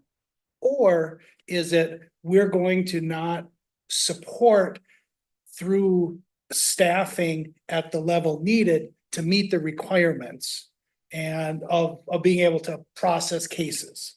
And so I guess the outcome in the first case, if you just decide not to do it, I don't know, right? What happens if? Audits I would don't- catch it, we'd get in trouble. yeah, I wouldn't argue that. I would just say, With the you know, hazard, unless- because the funding's going down, but the requirements are going up Yes. on our side. so So, what, I mean, it's a double-edged sword and. It is both on the federal government level with the financial assistance programs of Yep. SNAP and medical assistance, and at a state level, it's increasing with child protection. Yeah. And so we're kind of, But the bot, I just, Yeah. so the outcome is your residents are not gonna get some service that they're entitled to. Mhm. So if somebody needs to be in the nursing home and they're eligible for Mhm. Medicaid, or Medicaid, Yep. they're not going to get in, I mean, maybe they get admitted, but there's no funding that follows them. And then that local nursing home has an unfunded resident, right? Or So- the hospital isn't gonna get paid for the service that they render to that person who needs So aid. is it your question, Josh, really, how can we push back? Because we are given this plate full of stuff. Becky is, and now she's giving it to us. Just me. And we're saying, our plate is full. We cannot pile any more stuff on the plate, the people we have. We got no more money to buy more people. What do you expect us to do? Is their answer, figure it out? Yes. Yeah. I mean, in all honesty, yes, that is Well- their answer. I also think where there may be some room for pushback is with your professional associations, with AMC. Yeah. You can leverage your local relationships with your state and federal legislators. I think that's important. We have some time before some of this hits. But I would even almost argue sometime, at some point, it might honestly be, would it be even money ahead, just funding it out of our own rather than waiting for I don't know, I'm just spitballing. Whether in following their requirements, going back to our own requirements, funding it on our own. If we got to keep all the taxes. Yeah. to send Well, to the yeah. state. Yeah, Well, but that's, yeah, well, and I would guess though, if we did the macro arithmetic of taxes paid by people who live in Pine County and benefits received by people who live in Pine County, we'd come out better to leverage federal funding than to do it ourselves. But the ultimate outcome is you probably would open up some lawsuits. Mhm. And I don't know that it's clear, and Reese is conveniently gone, right? That if it's a street, right, if it's a county highway and you have a maintenance plan and there is a pothole and somebody hits the pothole and, gets hurt or breaks their car, you have a great defense in that you have discretion based on how much money you want to spend, and you have a road program, and as long as that's reasonable, you have immunity. Mhm. If it's a federal program and Beth is here, so if it's a child protection case and it's under a federal ICWA, right? There is no immunity for reasonableness, Mhm. right? There is an absolute legal obligation to provide those services that family will sue you and probably win. I mean, it's gonna be fact specific, right? And I think the problem, cause I've done a microscope, little bit of research on this, and the problem with the federal deal is it's not the same across every state. So we're one of, 10 or 11 states that still administer it at the county level, where a lot of them, it's at the state level or whatever, or. I think there's a reckoning for those conversations to be had. Do we give some of these programs back to the Yeah. state, and does it make more sense to the state for the state to administer them? I don't know the answer to that. I'm a big believer in local control, but also at some point, we have to be honest. And that's my next question. At what point do you throw the keys back to them and say, here, have it, We can start that conversation tomorrow because our legislators are expected to attend, except Representative Dotseth has now said that he can't make it, but Okay. we do expect. And is that an option in Minnesota or not? No. I think it would assume take not. work. Yeah. It would take work. It And- takes and- legislative sessions, but And and I'm complete with you. I mean, we've had this conversation numerous times. I fully am aware we can do it better locally. We can do it cheaper locally. You just need to fund it. I mean, we all well know that the state, it would take them 4 times the money and they wouldn't do it half as good as we do it, but they're giving us a quarter of the money and expecting us to do twice as much, so I don't know. That's the frustrating part, and I would Yes. say that, I will say that to both of them that are there tomorrow. That actually is good feedback to give to AMC prior to the fall policy conference. Mhm. And I think they're hearing it from other people, that what is the expectation of counties when federal and state funding is cut beyond what can reasonably be managed? Mhm. And I think too, I know Judge Martin quoted somebody today and I wrote it down, necessity is the mother of innovation, right? And so I think we're all gonna be, we're all gonna be in this difficult time together. So I think there's an opportunity to try and look from a very broad level, what can we do differently that may be better and less expensive? Mhm. Sure. Yes. Okay, so. Now I'm not making a for or against argument, okay, but. I think some of the, we talk about what's happening federally and state. Okay, so they're upping the requirements, say for SNAP, you have to show that you're working. Maybe they're raising some of the bar of when you can access some of these things. Mhm. Even though they may be saying you have to check twice as often, every 6 months, is the assumption that they're making that since we're raising the bar in a sense and making these requirements, that your workload would be less because there's less people assessing that, and so that there's some savings there on workload, or Yep. am I wrong on that? Oh, I don't know. I think that's a valid point. I think like this could potentially just easy math. If we have 1,000 people accessing food support SNAP and there's more checks or more different ways to look at income, maybe that goes down to 750 people. And so that definitely saves the federal government some money, where locally we would still be at a loss. Is it still going to increase the administrative burden of administering that program? And so I don't think it's reasonable to think that we would see such a drop off of individuals off SNAP or medical assistance that it would impact where we could reduce staff. I would anticipate the opposite. Well, certainly not with the doubling of the checking, Mhm. but if all things were held equal, Mhm. I'm guessing that was their thinking, Mhm. but I mean, that doesn't always, Yes. rubber meets the road type of thing. In fact, I even remember something I shared with County Administrator Minky in a meeting. I'm like, please don't increase the administrative requirements. If you just want to change the levels, that's fine, but please, like the income guidelines, that's okay. But if you change the administrative requirements, more frequent check-ins, this counts as income, not this anymore, it makes it much more difficult. And to get to your fact, that is, yeah.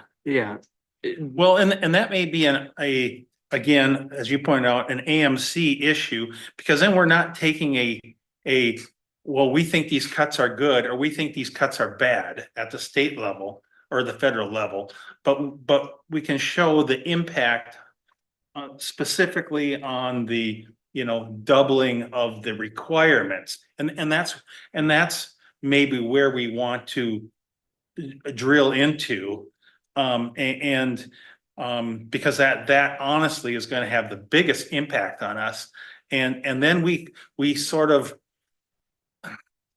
somewhat avoid that whole political, is this the right thing to do or not the right thing to do? Because then we just get sucked into that. Yeah, and I absolutely, and that is the direction of the conversation that I heard at the administrator conference a couple of weeks ago, is that it isn't an argument over are these good or bad decisions? It's what are the impacts of these decisions and how do we manage through them? And so I think AMC is sort of heading that direction, and we'll need a little bit of help to get there. But I think they're hearing it from many counties. And the analogy I think of, to think of an absurd example, is like fire departments, right? They respond to fires, accidents. Nobody thinks they're responding to good things, right? We don't debate the goodness of a car accident or a fire. We try to figure out what's the service need and how do we afford it. Same here, right? We need to figure out what are the federal requirements, how do we best meet them? But to get into the thinking of what happened in Washington, I don't think they had that discussion. I think there were numbers with a lot of zeros after them that were laid out that said, we need to cut these amounts from the budget. How do, you figure it out, committees, appropriation committee, whatever, and what resulted is now law that we need to manage through. Mhm.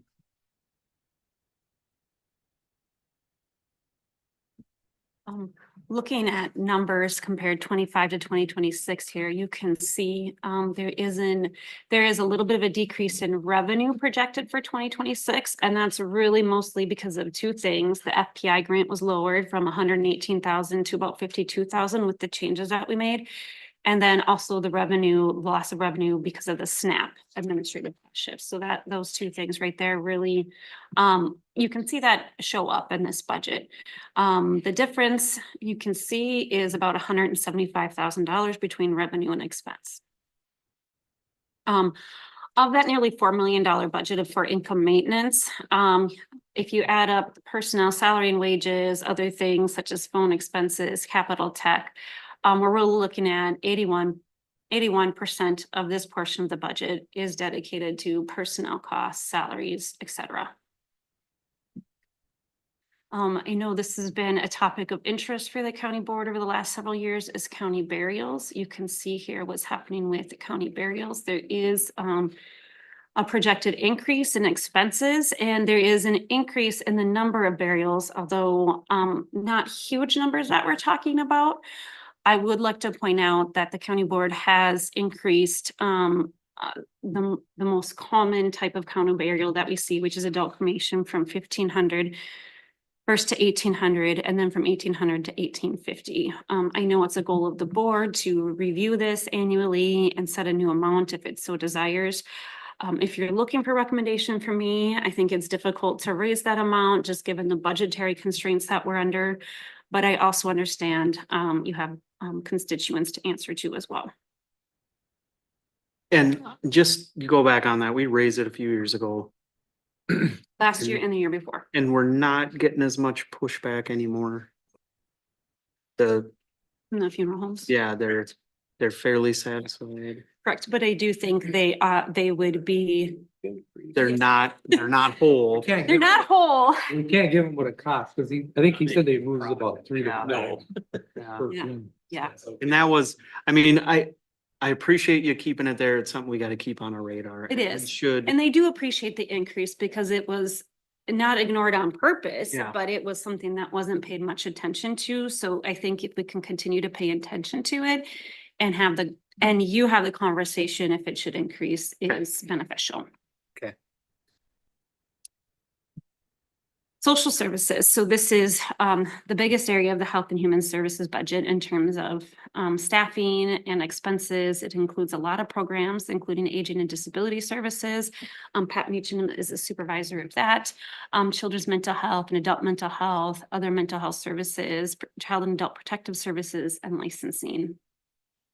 I do want to highlight, even though this is the most volatile area of the budget, we have done a really good job of trying to rely on other sources of funding or reduce expenses for less reliance on tax levies. So this division of the HHS budget saw an $85,000 tax levy increase from 2021 to 2025. So we've really done an outstanding job trying to minimize our need for local tax levy. This area of the budget is also the area where we continually talk about MAP plus CWDA and what that means for the Child Protection Unit for Best Team. It's also the area that received some attention during the Minnesota legislative session, talking about home and community-based services or waivered services and some cost shifts there. That's the unit that Pat is in charge of. And if that comes to fruition in 2027, we're talking some pretty big dollars for local tax levy. So it's also something to keep in mind moving ahead. This is the amount of staff, and this is the proposed budget difference between revenue and expenses. You can see here that where we have the most concern, we're actually doing a great job containing expenses. It's the decrease in revenue that's making the most impact in this area of the budget.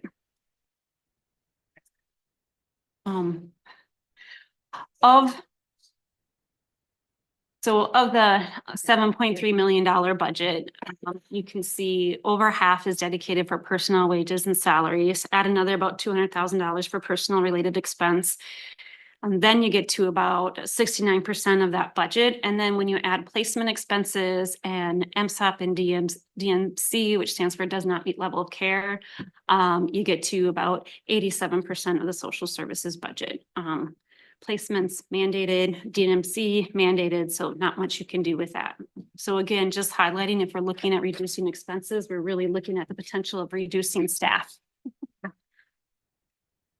I do want to highlight some of the trends. I do not want to be disrespectful of your time and read this slide, however, because you can do that.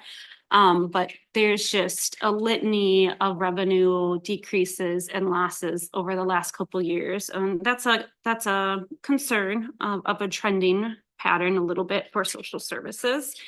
I do want to point out that at the very bottom bullet point, the ICWA reimbursement aid was $120,000 in 2023.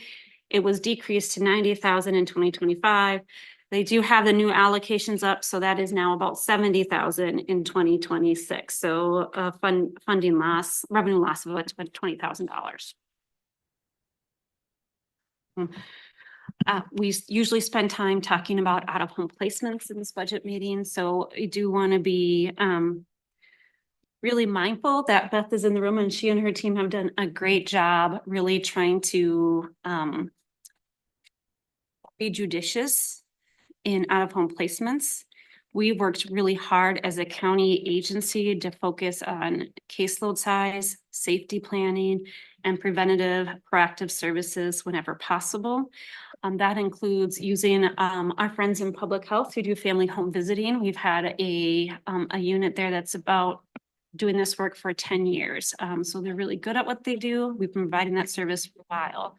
And we're starting to see the impact of that.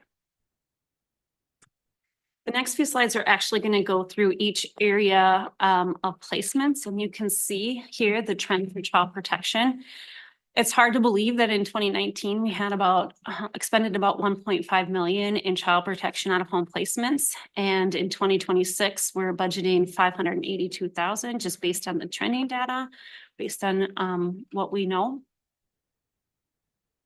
Probation placements here. We are budgeting less going into 2026, and that is supported with current expenditures for probation placements. I know Terry and his team do a great job of trying to minimize placements there as well. And then you have children's mental health placements. You have that one outlier year in 2021 where we had probably 5 or 6 kids in residential treatment. But this is an area of budget where you have maybe 4 kids in out-of-home placement, and they're all budget busters. So you're going to be spending some dollars helping those kids get to a better place and their families. Becky, my concern is, we all want to save money, but if you talked about possibly cutting staff and the work that gets done to lower those costs from 1.5 million to 500,000 took place by a lot of hard work. Yes, it did. And so how long does it take to tip that scale back? Because we know it doesn't take very many kids to be back at that $1.5 million mark. So are we cutting off our nose to save our face, or what are we doing? I understand what you're saying, and it would be a bad idea to cut child protection, especially seeing that data and the trend go down, because we want to keep that trend. And also with MAPPA coming just around the corner, there's going to be more demand on that unit for time and resources. Exactly.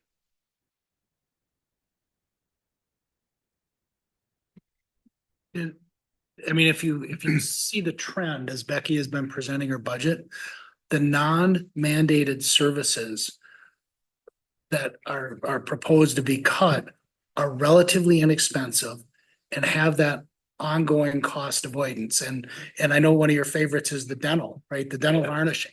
Yeah. Right? So you take that out of the budget, but that will result in some number of kids having cavities that at some point, a lower quality of life and more expensive dental work. It's just not our Yeah, expense. I mean, to save a few $1,000s here and then add thousands and thousands. 3 years, 5 years down the road, doesn't, you know. I think we gotta really think this through. Agreed. Looking at another unfunded mandate is this area is in Barb's unit. So MSTOP stands for Minnesota Sex Offender Programming. DNMC stands for Does Not Meet Level of Care. You hear us use these acronyms frequently. I apologize. But here you can see what that line item has cost Pine County over the last few years. Because of what happened in 2024, it seemed judicious to increase that line item to 250,000. You'll see a note there that in 2024, I think both Pat and Barb could speak to more details if you want more details about what this looks like. But we expended over $100,000 for just one individual when she was at, I believe, Anoka, and we could not find a lower suitable level of care for her that would accept her into their program. So we had multiple social workers assigned working on this. They put in 130 referrals before locating a placement for How long her. does it take to do a referral? It's not just a quick phone call. No, And so you're calling first to see if they're a placement, and then you have to do the paperwork. And then oftentimes there can be an interview with the worker to see how they're doing. So it's time intensive, and I hope I'm not speaking out of turn. So It's a lot of work. it's a lot of work. Yes, Barb, is that a lot of work? Okay. Yeah, three social workers assigned to that one case Yeah. that we weren't being reimbursed for either on our end. So not only were we paying for the placement, we're not being reimbursed for our time and services.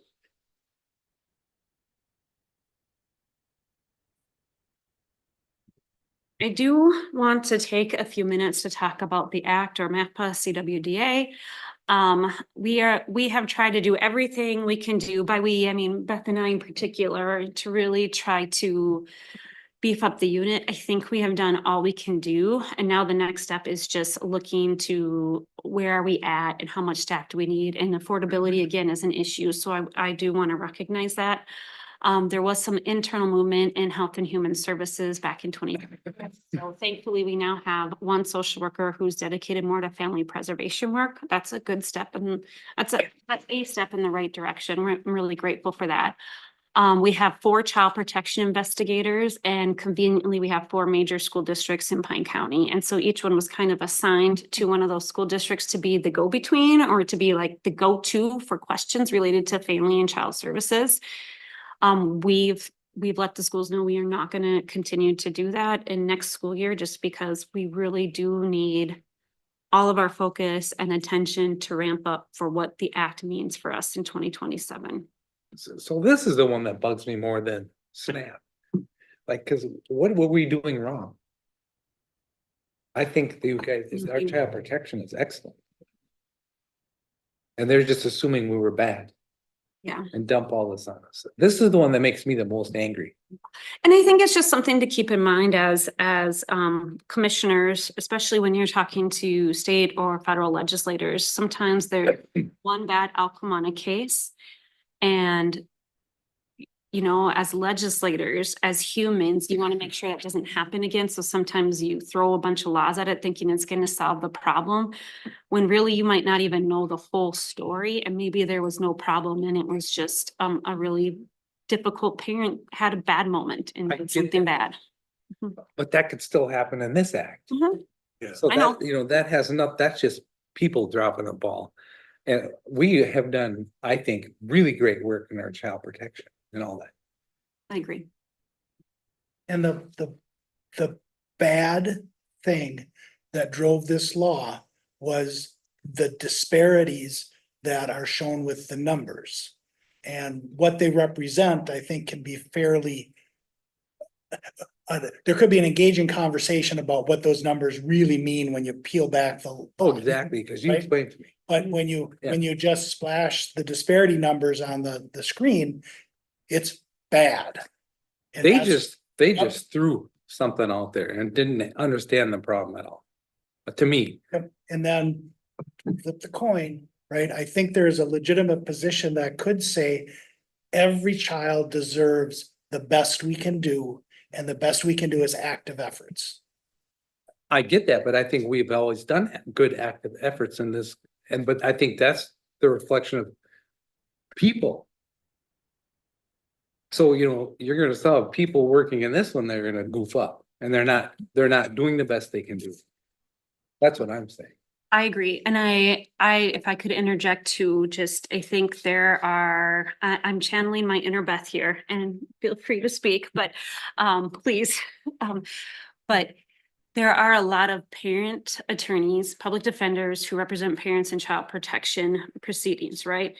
And now they see honestly a way for their clients to be out of accountability because the local agency has to do active efforts. And to be clear, active efforts is expensive, and active efforts also sometimes means doing everything for the client. So we're actually not leading or teaching those parents to be any better in the future.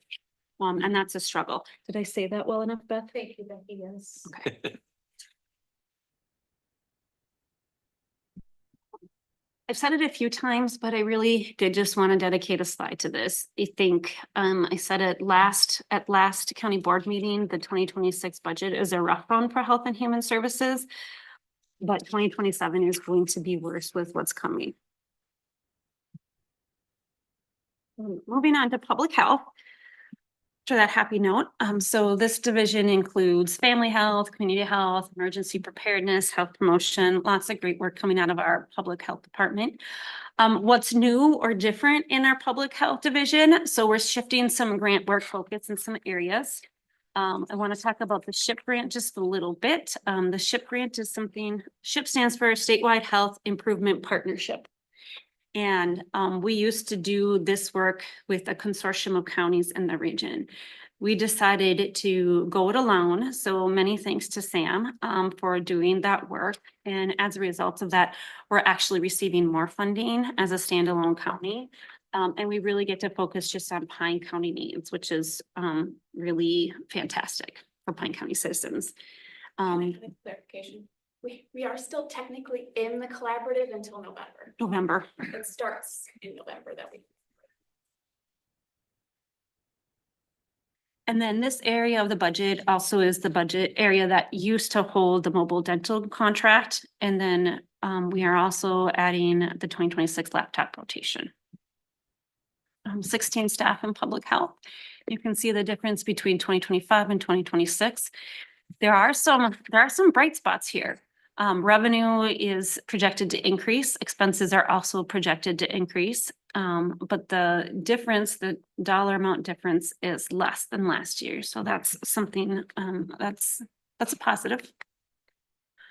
Of the roughly $2 million budget, you can see there about 92% is budgeted for salaries. If you add all the correlating expenses, staff development, phones, computers, that's 96%. So if we're looking at reducing expenses in the public health budget, what that really looks like is reducing staff. And I think I got this right, Becky. Okay. The only staff member that really has any levy money attached to it is Sam. And we, by law, have to have a public health administrator, which Sam is. Yes. So So we could cut the whole department and not save any money. it'll be a tough one. There would be like really a finagling of different grants and seeing if grants could cover, if there's some indirect costs that will cover more of Sam's salary to maybe reduce tax levy. But yes, you have it right. Thank you for paying attention. Oh, shoot. I missed this slide. This is a big slide and this is a big dollar amount. So when we put all that together, the deficit in income maintenance, social services, and public health, when you look at it individually, it doesn't seem all that bad. And when you put it together, what we're looking at is about $707,000 difference. Just a reminder that on one of the very first slides I showed with HHS, we would need $750,000 just to get back zero. So this amount makes sense, and I think it highlights the work that we've tried to do as a management team to reduce wherever we can to lower that amount. Here's a comparison and the difference, the change between last year and this year in percentage. You can really see here the difference is revenue. Expenses are not blowing up or going out of control. It's really the loss in revenue. Can you dwell on that slide? Cause I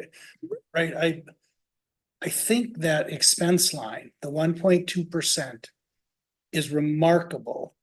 And I don't know if you had the funding that you're requesting in this budget, that's only a 1.2% increase.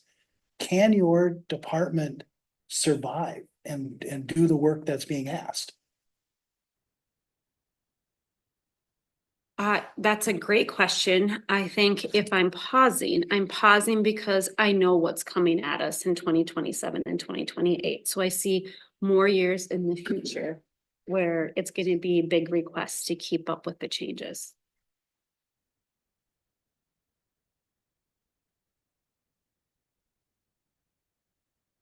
That answer your question? Yeah, cause I mean, to me, right, that to sit here today to present a budget that has a for Health and Human Services. Yep. That has a 1.2% increase in expenses. Given the increased demands that we have and has not slashed the budget, right? I mean, it's not taken the battle axe to it and chopped it into a pulp. To me, that's remarkable. I think it is too, when I see that. And if you read headlines, around the state and other counties, nobody has come in at 1.2%. I just want to offer a word of caution that we are with this budget. There's really not a huge ask for MathPut yet. And I think that's something that we have to be vigilant about in 2026 and maybe make some changes as we go along and add staff to ramp up for that by 2027. Anyways, I just. Yeah, I agree with you, David. Just high level notes here between 2021 and 2025, we saw about $120,000 increase in tax levy for HHS for all those years. I think we've done a great job. And at the end of 2024, Health and Human Services had a reserve fund of over 4 million, which seems like a lot. It's really probably, I don't even know if the auditors will be happy with that amount. And we are projected to use some reserves in this year, as mentioned earlier. So how do we close that gap, right? So there's a lot of different things that the board could consider. I think it can and should consider increasing the tax levy to help offset some of that gap. I think you could consider, this is my ode to Dave bullet point, consider pausing or eliminating some expenses in terms of ongoing rent to the county and a portion of costs that we pay for the county attorney's office. And the reason why I'm highlighting it just takes away from programming and staffing from Health and Human Services. You could choose to use reserve funds for a portion. I don't think that's a sustainable long-term solution. Lowering expenses is also an option. And I think I've highlighted in this budget presentation that really might be looking at personnel reduction. And if that's something that the board wants to consider, there are some areas that cannot be cut based on current or increased demand for services. So that the first one is child protection with MAPPA CWDA, waivered services with the cost shifts coming in 2027 for that one, financial assistance, and that's because of increased administrative tasks for SNAP and MA in 2027 and 2028, all those things. So then you have other areas to consider. That includes child support, fiscal, other non-mandated social services, which isn't much, and then public health.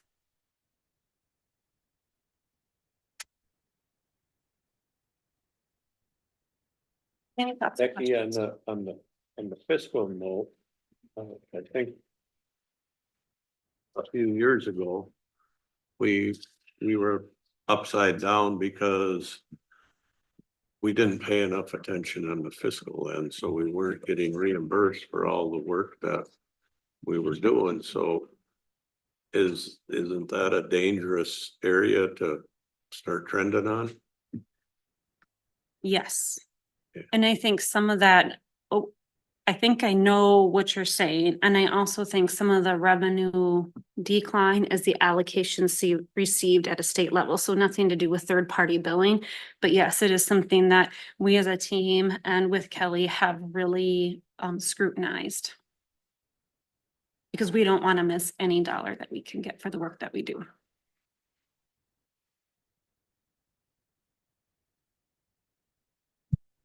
Okay, any other questions for Kelly?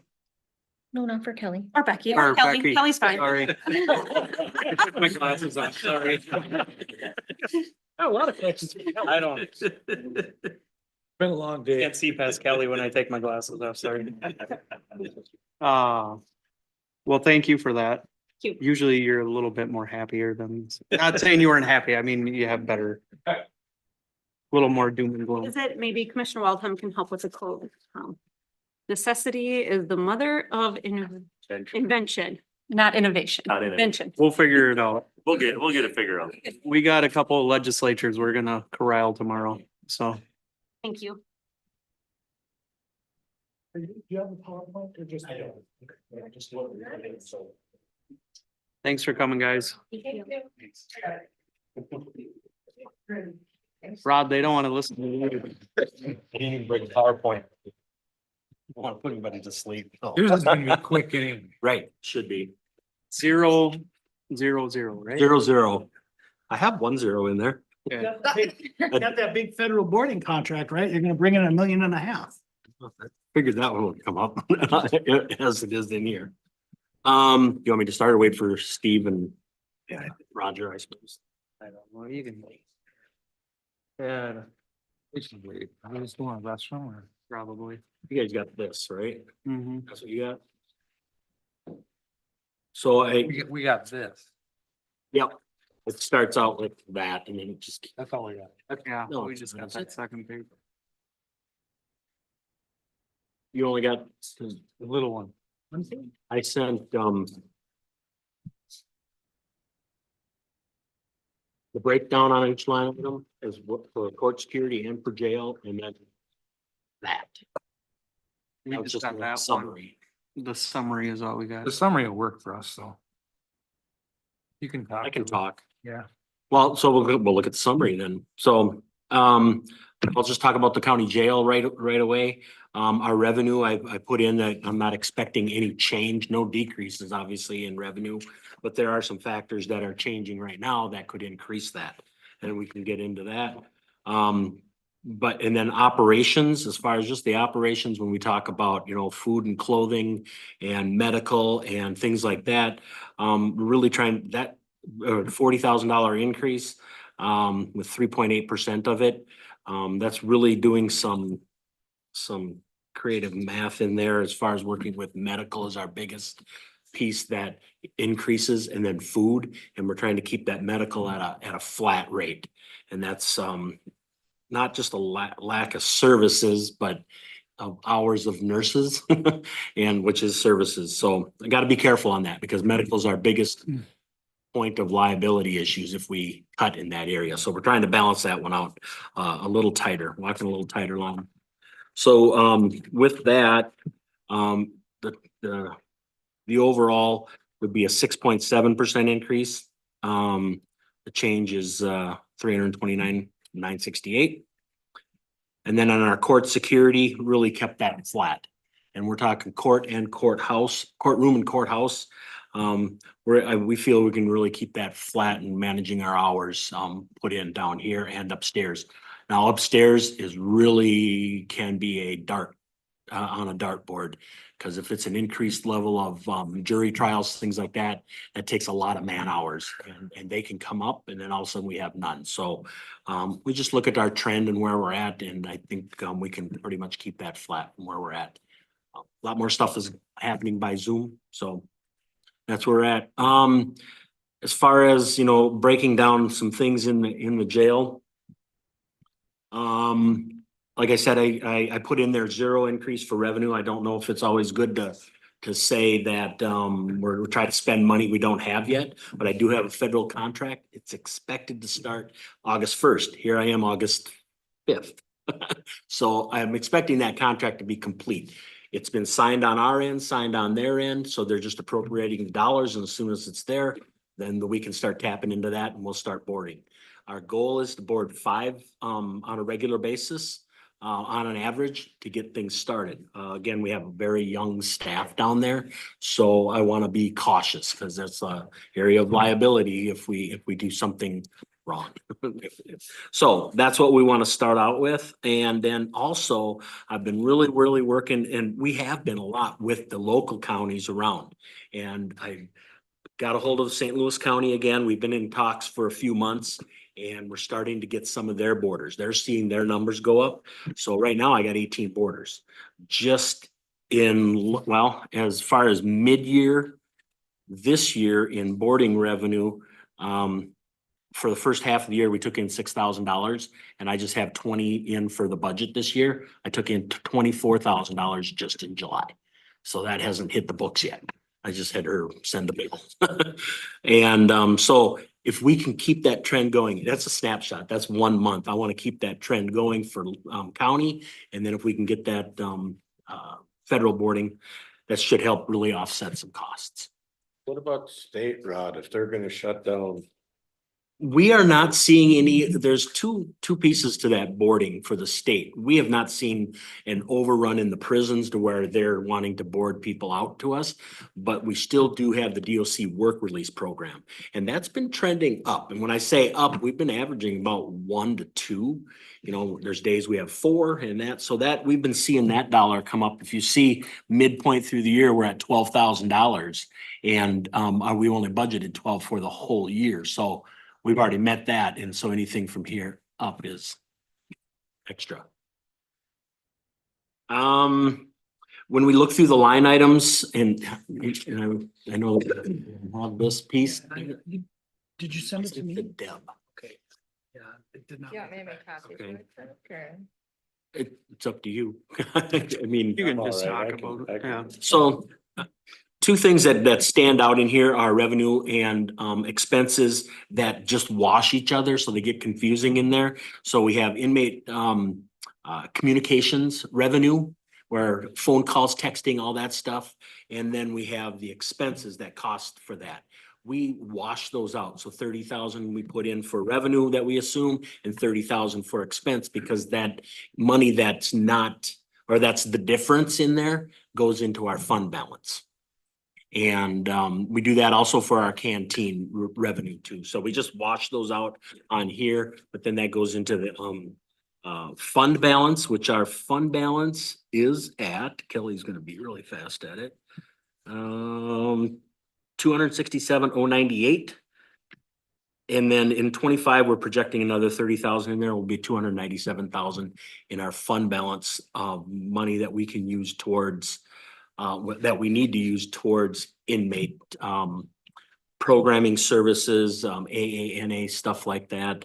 And piece of that was when we were looking at possibility of, you know, some kind of separation in that, we were gonna take a chunk of that. So that's why we kind of let that build a little bit. If we're not gonna do anything there, we should start thinking about what I can do with that. One area we can is I can offset some wages in programming. So then our program coordinator and our rec director, I can offset some. If we're averaging about $35,000 dumping in that to a year, that's kind of where you'd want to stay, I would think, so that it can self-fund itself. Otherwise, you make one big dump, well, that wouldn't be long lasting. So just things that we can consider in that area. Medical, I talked about medical a couple of years back, working with Kelly. We broke down the medical from contract services, and then everything else, which is hospital stays, clinic visits, your prescription medications, ambulance services, x-rays, blah, blah, blah. And we go through that because I want to see what happens in certain areas. Because we have one hospital visit can just blow the budget. That's a budget buster. So then we kind of try to break that down. I really think we've gotten better at that. You know, first year you guess and then you try to get it fine tuned. And I think we're in that area now where we feel we can keep our medical services flat for the year. I worked with them in contract to we're changing something in contract, going with a 1.5 year contract, and they said that they could keep our level flat. But we'll have to see where that comes in because I don't have their final on that yet. So I'm assuming to keep it flat. Food cost is the other one. Obviously, more inmates, more food, but I think we have enough built into the budget as it is now that we can keep that one flat as well. And that's food delivery, that's supplies. One thing to note is we have 18 years on all of our equipment except for the steamer. And we use the steamer the most. So, you know, as things go, you know, we have to look at it, but credit to Pete and Jim, they really keep things maintained down there, and when we need them, they're down and they're fixing stuff. At some point, we gotta quit putting Band-Aids on things and it might have to be addressed. Kick that down another year. Other things, wages is the biggest increase. Out of that, wages is a 5.1% increase, 149,315, and benefits in that is 140, which is a 13% increase. So therefore, total of 329,968 is the ask there. We've kept a lot of the other operational stuff like prisoner hygiene items, kept that flat. Uniforms for staff, that's kind of a contract thing, so I just do the math, how many people we have. And things like the drug testing and fingerprints, some equipment, office supplies is minimal. Question, Rod? Yes. On the benefits, what is driving that increase if health insurance is flat? So the driving it, well, Yeah, it's 13%, 140,000. It's almost as much as the increase in wages. I have the county contribution at 688. 698, which is an $80,000 increase for the jail, 13.3. Insurance. Is that what- Well, That amount. That would be. yeah, and just that alone is 13%. And oh yeah, 140, the 80 to 140, and then other benefits, PFMLA is 12,683 added in there that we don't normally have had. And then there's the FICA, para. Yep. And I did broke out the actual wage, and then I took the other stuff as just extra or the. So normally people, when they talk about wages, they include the FICA and everything in the wage thing, and you broke it. Oh, to the okay. benefit. And I apologize, I did that myself. In the line item budget, they're each separate lines. Right. And so in the summary, it just seemed like the benefits are increasing dollar wise almost as much as the wages, which just seemed like a large. And is that because I put the FICA in the benefit there? Okay. It's because people switch from single to family. And another factor is, I know for a couple of years, I hate throwing this one out because I don't think that was good back then, but we paid out at a 95% rate. That would, just in comparison stuff, and we didn't do that last year, and we're not proposing to do that this year. And staffing levels are higher now. Are you at One 100%? one full timer, and they got 2 in background right now.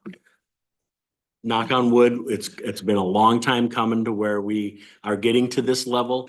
But with that said, 2/3 of our staff have less than 2 years of experience. So, or at 2 or less. That's scary. So therefore, if you look at training, conference training and dues, that's a big increase. We put 30,000 extra on it. They need the training. When they don't have the experience, we need to make up for it in training. That's can be a liability issue down the line. Simple things we tried to, change. Laundry services. It sounds really simple. It's only $6,000 there, but we've lowered that from around 16,000 a couple of years ago, and we keep dropping that. Simple thing like changing the color of the uniforms. We have 3 different to define your units. Our good cameras really can define people now without having to rely on color, one size fits all. We reduce our uniforms down by about half. So we can keep that flat. Those are just simple little things that maybe don't get to this level, but that's what we're looking at every little line item to try and save a buck.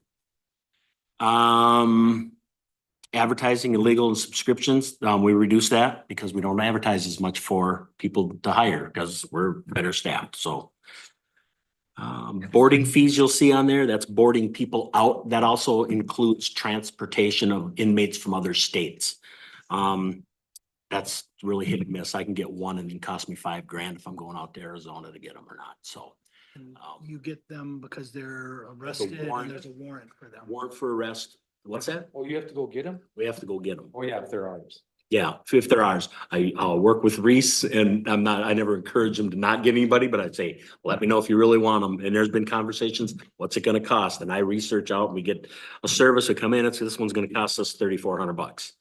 I think we should do it. And then I pay the $300-400 out of here. So, but it's a good, and it needs to happen. There's people that need to be seen, before the judge that just never do. What are you averaging for a population down there now? Right now, we're at, we were just at 60. We're probably about 52 or 3 right in there. Yeah, I have some of that information because I knew someone would ask that. So our ADP right now is 54. And that just for July, for the whole month of July, we're at 54. For June, it was 44 and May was 42. We've been trending up and that's because of borders, obviously. What's your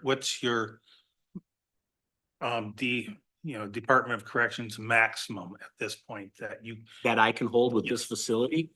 I'm licensed at 131 people. Now, Yeah, if we you get know. to that level, they're gonna start saying, hey, wait a minute, separation and all that kind of stuff. So get creative in that area. We're managing through it. So if we're running 60, we're not full. We're not full. I got room for the borders that we want to take on with the federal marshals. And by the way, it's US Marshals, not ICE. Make that clear. We're not gonna house for ICE. You can run at 80 and be busy but comfortable. Yeah. 80 to 85. It all depends on the clientele you have. The ones that are staying in jail right now are typically not the easier keeps. What we had back, 5-6 years ago, people like, I'm serving my sentence, I just gotta do my time and it's easy in and out and they're well managed. Now the ones that are staying are the ones that are in mental health crisis. They're in, they're serious crimes, things like that. I got a guy down there, on a mental health hold. Let's see, he was civilly committed. He can't find a bed. He's at 785 days in our facility right now. And it's doing him no good. And they keep reviewing and Who's keep is he? reviewing. Ours? He's ours. And I can't put him out on the street. He's second-degree murder charge and he needs help. And So he's charged, but he's not competent to stand trial. not competent to stand trial. And he's not probably in the best environment to get to competency. Right, and so everyone is unique. This one creates no problems for us. Because he is so, well, you want to call the word institutionalized, he's so used to our system. This is where he lives right So now. should he be at like AMRTC? Well, so he's gone out to like Anoka. There was, I don't know if it was maybe it was. I think it was that one. And he was there for a short amount of time. And he had a fit or something happened physical there. They said, he's got to go back. And so then he ended up coming back to us. They didn't want him anymore. Then he starts going through the court process again until here we are sitting again. And he's one, and we've got a couple, he's the extreme, the 785 days. But we get a number of them that are well past that old 48-hour rule. That's what happens in the jail though. You get people that don't belong out there. Right. Right, and they don't, and I get it, that's our business, that's what we're doing, it's public safety in that too. But at some point, we're supposed to be somewhat restorative and this I isn't get it. helping I that know, I person. get that, but you're gonna get problem people. Oh, yeah. Yeah, but this is not a problem person and it's a behavioral issue. It's a problem person and that they have a mental health need that we really can't meet in jail. I get that. And they can't stand trial and there's no space for them at a treatment hospital that perhaps could restore competency. As soon as they become dangerous, that, MIND piece. I get that, but we can't fix that. No, That's what I'm saying. So what do you do? I just feel bad because that's, Yeah. I mean, there's clearly there's some civil rights issues that should concern us. Not that we're violating anything, but it just, He feels comfortable here, it sounds like. One note, yeah, that guy does. One note I do want to just, it's a mental note for the medical portion, as we're keeping it flat, is there's legislation going on right now with medical services at a jail, that if somebody's coming into your jail, they're saying we need to maintain what they say their medications are that they're taking. And the medical facilities, ACH and that, are saying we can't do that because they might be on this or this, fentanyl or something, and by giving them this med could kill them. And they've got documented cases, like St. Louis County is part of that lawsuit, and there's a few others around, and the Sheriff's Association's on board too. So we want to see what comes out of that, because it'll be tough to get medical services if that's pushed. There's no doctor that wants to take that on. Well, an inmate comes in and says, hey, I need this. Then show me your prescriptions or give me the guy to call. That's the part they're arguing, you know, that's what we do now. We get their prescription, where did you last fill it and everything, and we say, no, you had a 30-day supply 2 years ago, you're not on that med.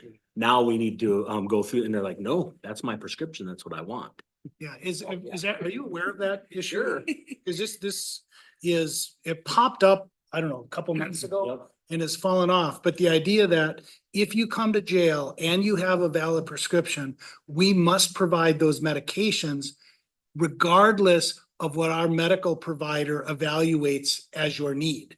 And so you could come in with having gone to multiple doctors without knowledge of those doctors knowing what else you're prescribed, and have this mix.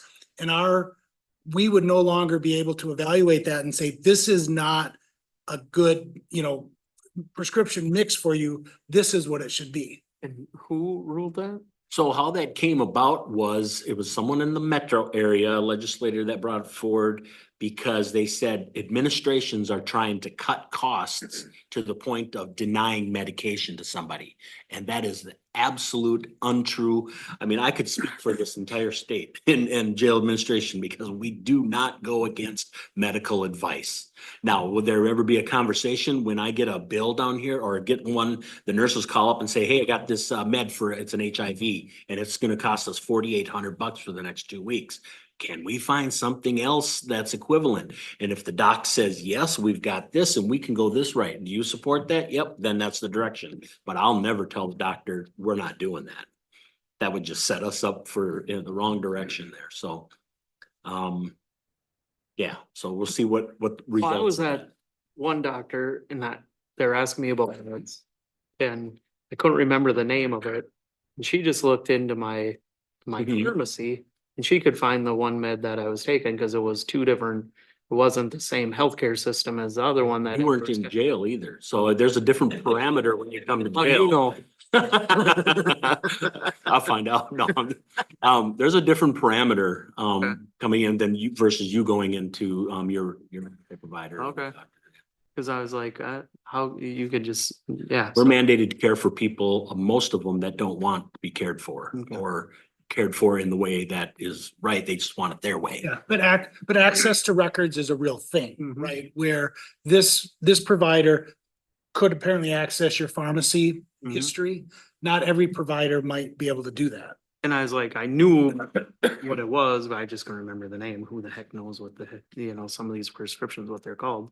So she's like, yeah, this is for that. And One thing we did right at the very beginning, or a little while ago, but we do it at the beginning of a booking, is we have inmates sign off on the release of information so we can share right away. We don't wait for day 2, 3, 4, or whenever they meet.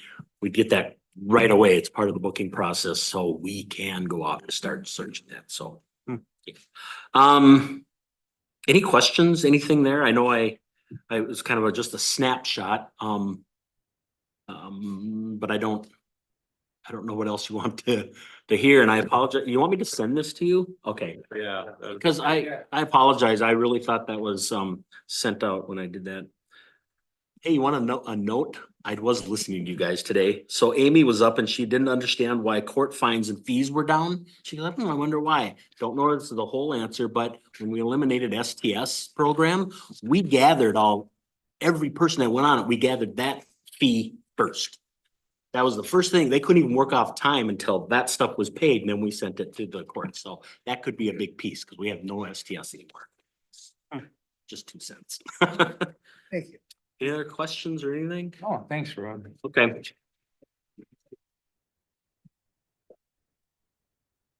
I just have a question. I just shot the Kelly. Did you find it? Yeah, So what, the HHS levy, what is that? Like if it stays zero, what is that? No. that is 4,099,993, so about 4.1 million. $7 short to 4. And how much do they have in reserves right now? 4 million. Yeah. about 4 million. That was 2024. Right, yeah, Be a little more. So Well, we're a little less. right, it's probably a little bit less than that currently. Yeah, cause they spent some reserves last year, right? Right. And that that 4.1 million, that is in the levy, that is a decrease of $37,000 from the year prior. yeah. So, but I'm trying to look at the trend in the whole thing. So, you know, what was their reserves, you know, all the way back 5 years, and if we've been pulling 4 million every year. So is it growing that reserve? A little bit until this last year, Yeah, and we use some. because we saved money on out-of-home placement was the biggest one that. And that's not counted in our reserve as a county board reserve, right? That's a separate reserve. Correct. I'm just doing stuff in my head, trying to get creative. Every dollar is going to count. Twice. So If we can. here's my head scratcher. We got Becky with 100 and some employees, and she's looking at her budget because it's gonna go dollar wise up. Even though, and so she's mentioning things like, well, you know, the cut in personnel, she doesn't have a lot of people sitting around twiddling their thumbs. The jail comes and their increase is 400,000 roughly, and 330. 379,000 or 330, is it? Yep. I think most of it's salaries. That was salaries. Oh, okay, yeah. Yeah, they're talking, so No. That should be the total, the total. 330,000. But most of their increase was salaries. So I'm saying.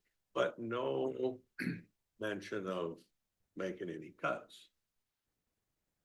So Right now, total, we're about 2 million out of balance. And it grows every day and it does. grows every with day. more information that we keep gathering. It's not going the other way. Well, that was with everything all in at one, So- point, but it still changes a little bit as the days go on, or, Right, but that wasn't as we're getting it. Like this kind of information, everybody had their budget requests in when you had that number, right? right. Okay. Cause I noticed I caught a couple today that were different than what our stuff was. Yeah, They're like, yeah, we upped it a little bit or this or that, and then Right. what it was, so. Okay. But we've been in this place every Yeah. year. Yeah, how much did we use from their reserves last year? HHS, a $250,000. million, Quarter. quarter of a million, 250 was all?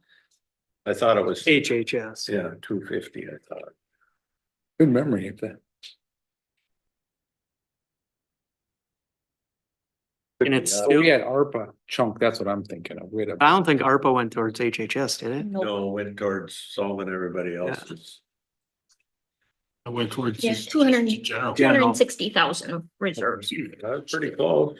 Yeah, and a fair amount of that was designated reserves, the McV money. Right, right.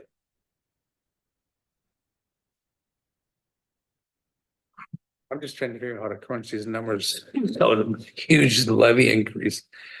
So what does their levy grow by at that 4 million roughly? I don't need. Is it growing at what rate?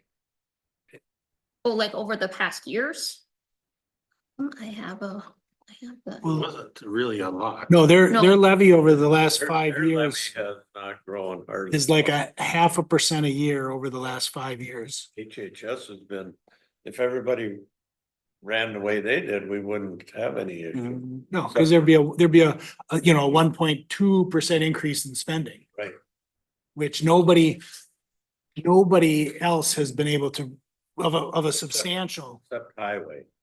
Yep, yeah, and Mark is getting that turn back money, which is helping. And he and Becky have some have alternate non-levy sources of revenue that they are really adept at making work. Right. Right, and I mean, one of the examples that Becky had in her budget was the FPI grant, right? Yeah. That used to go to the sheriff's office to pay for an investigator. That investigator's retiring, so now that money is going to pay for Carrie Rybeck's time or a portion of Carrie's time. So then that saves the levy that amount of money. So like, I'm just trying to understand. You think I would have asked this question 10 years ago?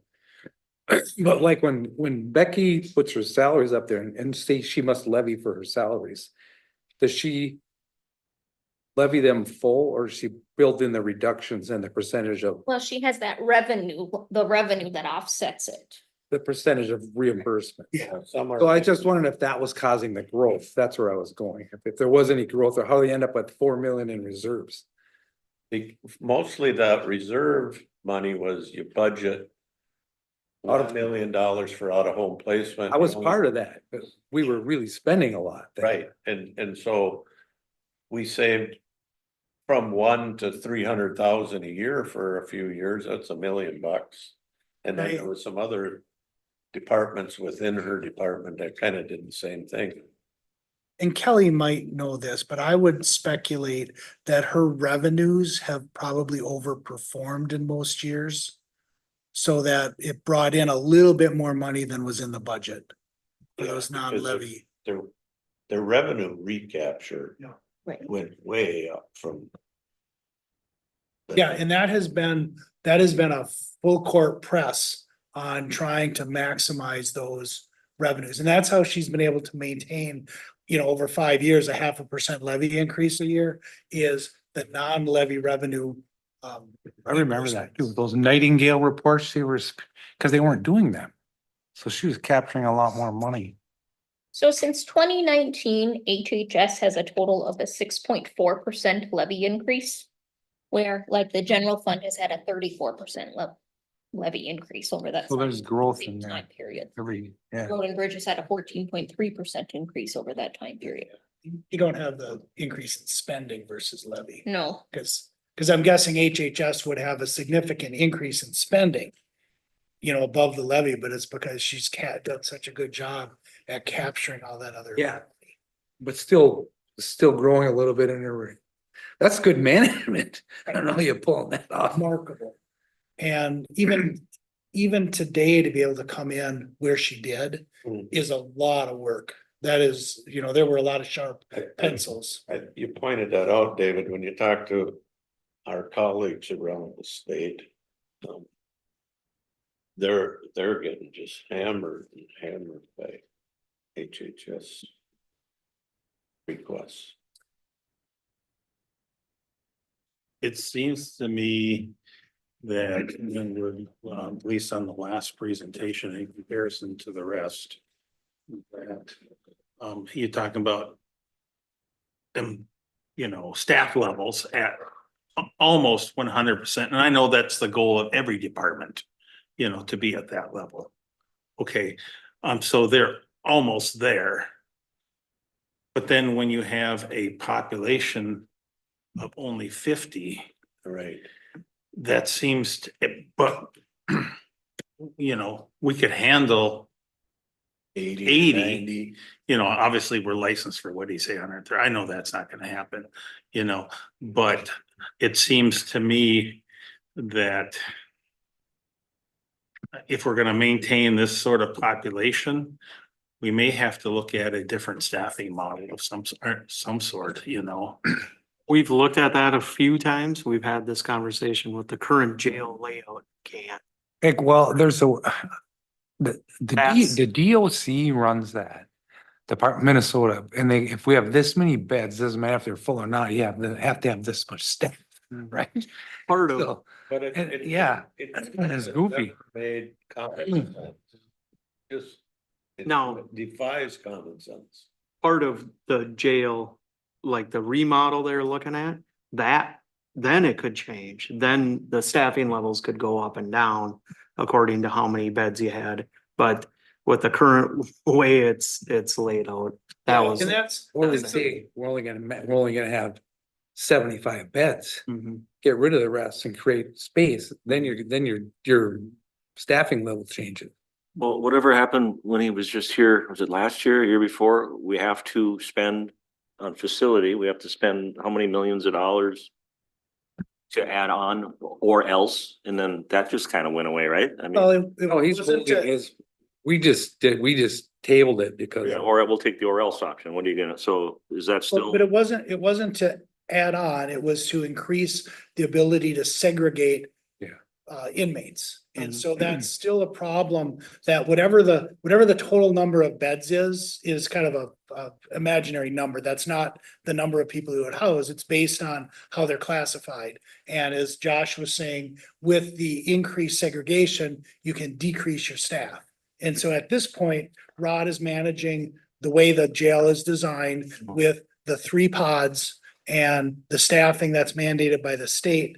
And it's a little counterintuitive, but the staffing level that the state requires for 30 inmates or 60 inmates or 80 inmates really doesn't change. It's like the same staffing level because you have to staff each post.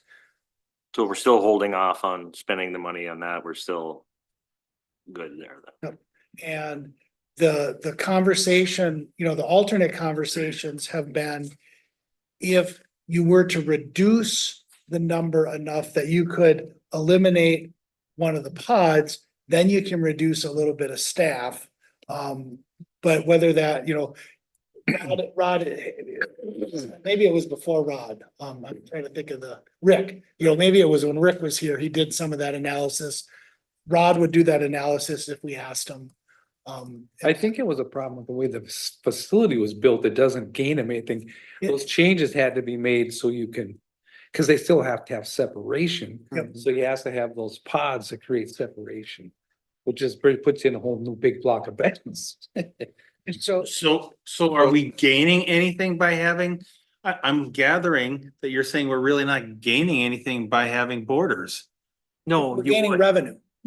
Yeah. So it decreases the net. So Yeah. if we can, for every dollar that we My- can bring my in question. revenue, it only increased 20 cents because we have to buy a meal that day, right? Cause that was my question. I was like, is it costing you more than you're gaining by having more people? And they're like, no, because You can't lay off anybody. yeah, you can't lay off anybody and you just throw a meal and an extra set of blankets and Maybe it's like if you're hauling cattle and you have half a trailer worth of cattle, Yeah. you can add 2 more without increasing your cost a whole lot because the space is there and the truck and the gas and everything is. might add a little bit, but not a ton. So So, if we so could get then, our levels up if- to 80 or 90. well, that's my it would- question is if, should that be the push rather than looking at, oh, let's try to reduce staff? Should it be, well, let's do all we can to get borders in. That's what he's doing. He is. Well, yeah, I know. We all say that, but but it's like that sort of imperative needs to come from, we need to do this or else you will lose staff. Mhm. And then all of a sudden, then it's a bigger issue. That's a good point. And one more thing, has there ever been a study that says, we got a jail 12 or 14 Yes. miles away, that we house this kind of inmate and you take these kind of inmates? Is there a cost analysis that says that we could save X amount of dollars a year? I don't know. The previous legislature, not the one that just adjourned, but the one before that, gave DOC funding to do consolidation jail study. They did this huge study. I mean, I bet it's that thick, looking at every jail in the state. And their conclusion was probably not. There's like one or two counties that, or 3 or 4 counties, whatever, that are currently looking at doing something or are doing something because I think there's some in the Southwest that. Just have a regional jail. Yeah, but it was a waste of, I don't know, 120,000, whatever the legislature appropriated. And it was a very disappointing, that's the one that had the survey, and it surveyed county commissioners, and there was like 2 counties, maybe 5 counties that responded out of 87. And the total county commissioner response was maybe 8, and 5 of them or 4 of them were from one county.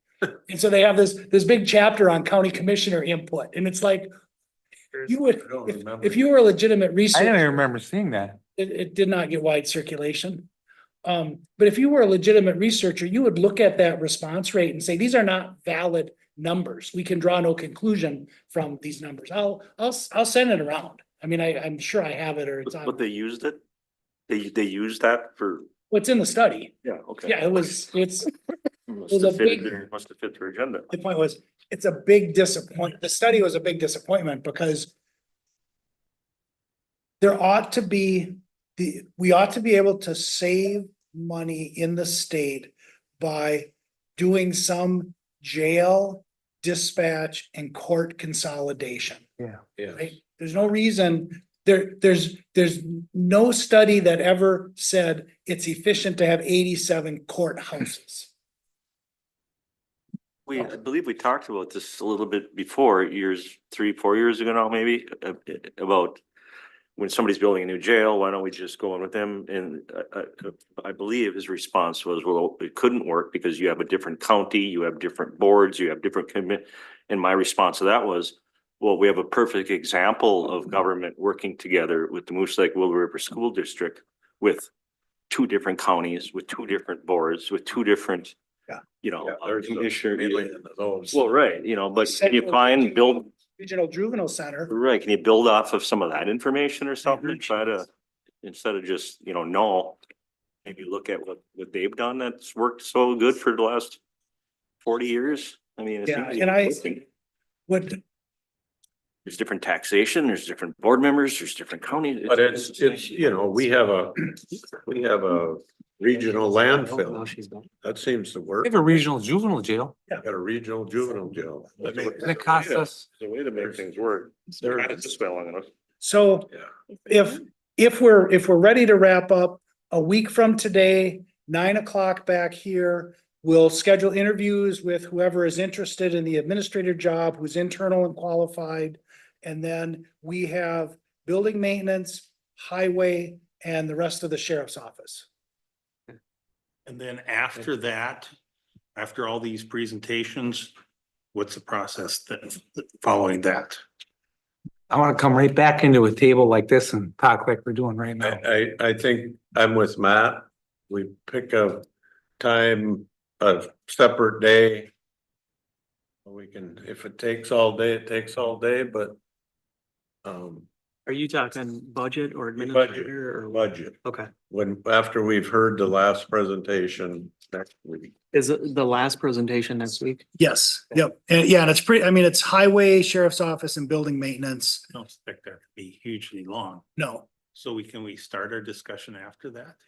you can, but you're probably gonna have a couple hours worth of Right. interviews and discussion. Got it. Oh, that's right. You're gonna be gone. I'll be loopy by then. Okay.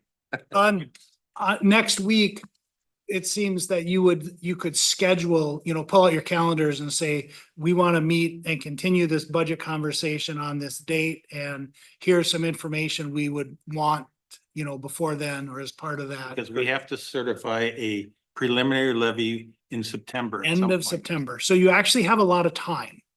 I mean, not that you want to wait No. until then, A but month and a half. yeah. So if we have a fairly light board schedule on the 19th.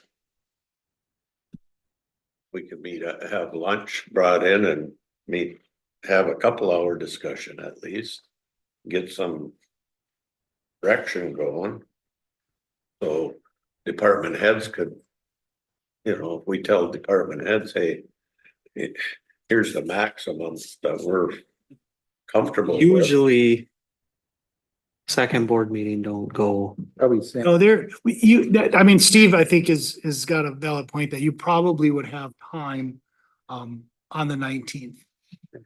To schedule a budget meeting, and then you could play it by ear that day, whether you wanted to, power through if you're real short on the meeting, the regular business, or break for lunch or whatever. Cause I think we should all have some idea in our mind. At what level are we prepared to say to our department heads, we can't spend any more money than this. After, I'm pretty sure we're You're not just gonna gonna tell fill the them. role of levy. That Go we're ahead. okay with a 10% levy and make it work. 10%.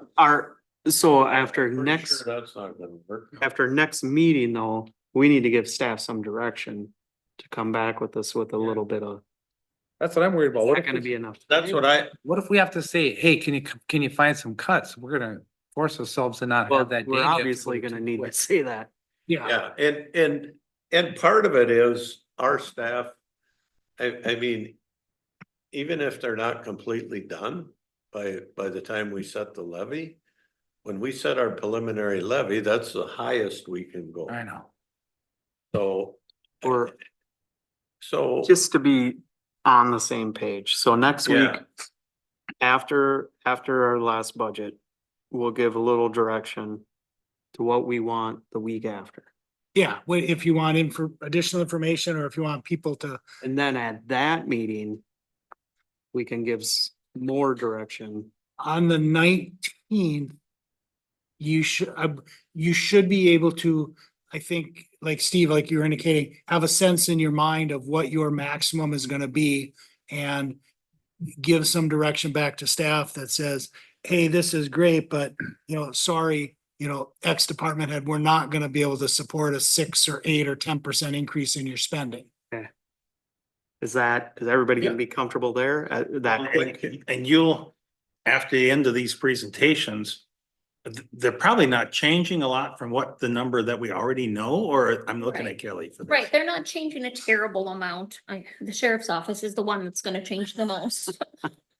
But so then, Kelly, I mean, our, I don't know if we need it next week or for the following week, but that spreadsheet that you give us with a bunch of people's, tax implications from 0 to 10% or whatever we want to do, is helpful to me because, 3% some years means my taxes go down, some years 0% mean my taxes go up by a lot. so what she usually does is, Yeah. she usually, I know. You were the winner this year. I know. she usually gives us a I was the bunch of them. That it'll just say if there's a levy increase of 0 to whatever percent, and puts a bunch of our names on there and tells you what. Well, what the and- actual increase. Have you had you've been gone. Have you had a chance to come up with the real growth rate? Right, I've been thinking about that. I know So- it's a loaded question. It really is, but It's one of those it is an numbers that you important. could make it, I know. you could make it a lot of things. Just make it. I know high. you can. That's all we ask. Smoke and mirrors. So because we're still live streaming on YouTube, I got an email from Rod. He says, I can assure everyone I'm pushing every day to board inmates. I work hard to balance the number of staff we have available and the number of new staff. We're in a better position than just a month ago, and the boarding shoes shows it with 24,000 just in July. Thank you. So yeah, So. Thank you, Rod. But, just to keep a little bit on the way we're going. The time frame is, you're comfortable with this time frame? that we're looking at next week and then the week after. Yeah, as long as you don't make any tough decisions until after September. And then, You want the back after the fourth? and then from there, I mean, if we need time, we got a month, but that should. Yeah, I think it's timing out really well. We are 3 to 4 weeks ahead of our traditional, because we typically would wrap up in the first meeting or early September Right. and come back and set We're that. almost levy. a, Yeah, we're almost a month early from, not quite, but almost 3 weeks early at least. Okay, anything else? No, we had a preliminary meeting with our insurance. And we can stay zero. They said we could reduce. But we can stay at zero and still fully I fund don't it at think that we rate. wanna reduce, Matt. I don't think they said we could reduce as a recommendation. I think it was discussed as a theoretical possibility of which you'd want to weigh and balance the risk. Well, she said, You at risk. she said we could Added go down by 7.1% or something. To a dangerous funding level. And then next year have to go up 17. Exactly. So we'll just stay where we're at, cause it's. Okay, That was one of our, yeah, I'll quit talking. okay. All right, anything else?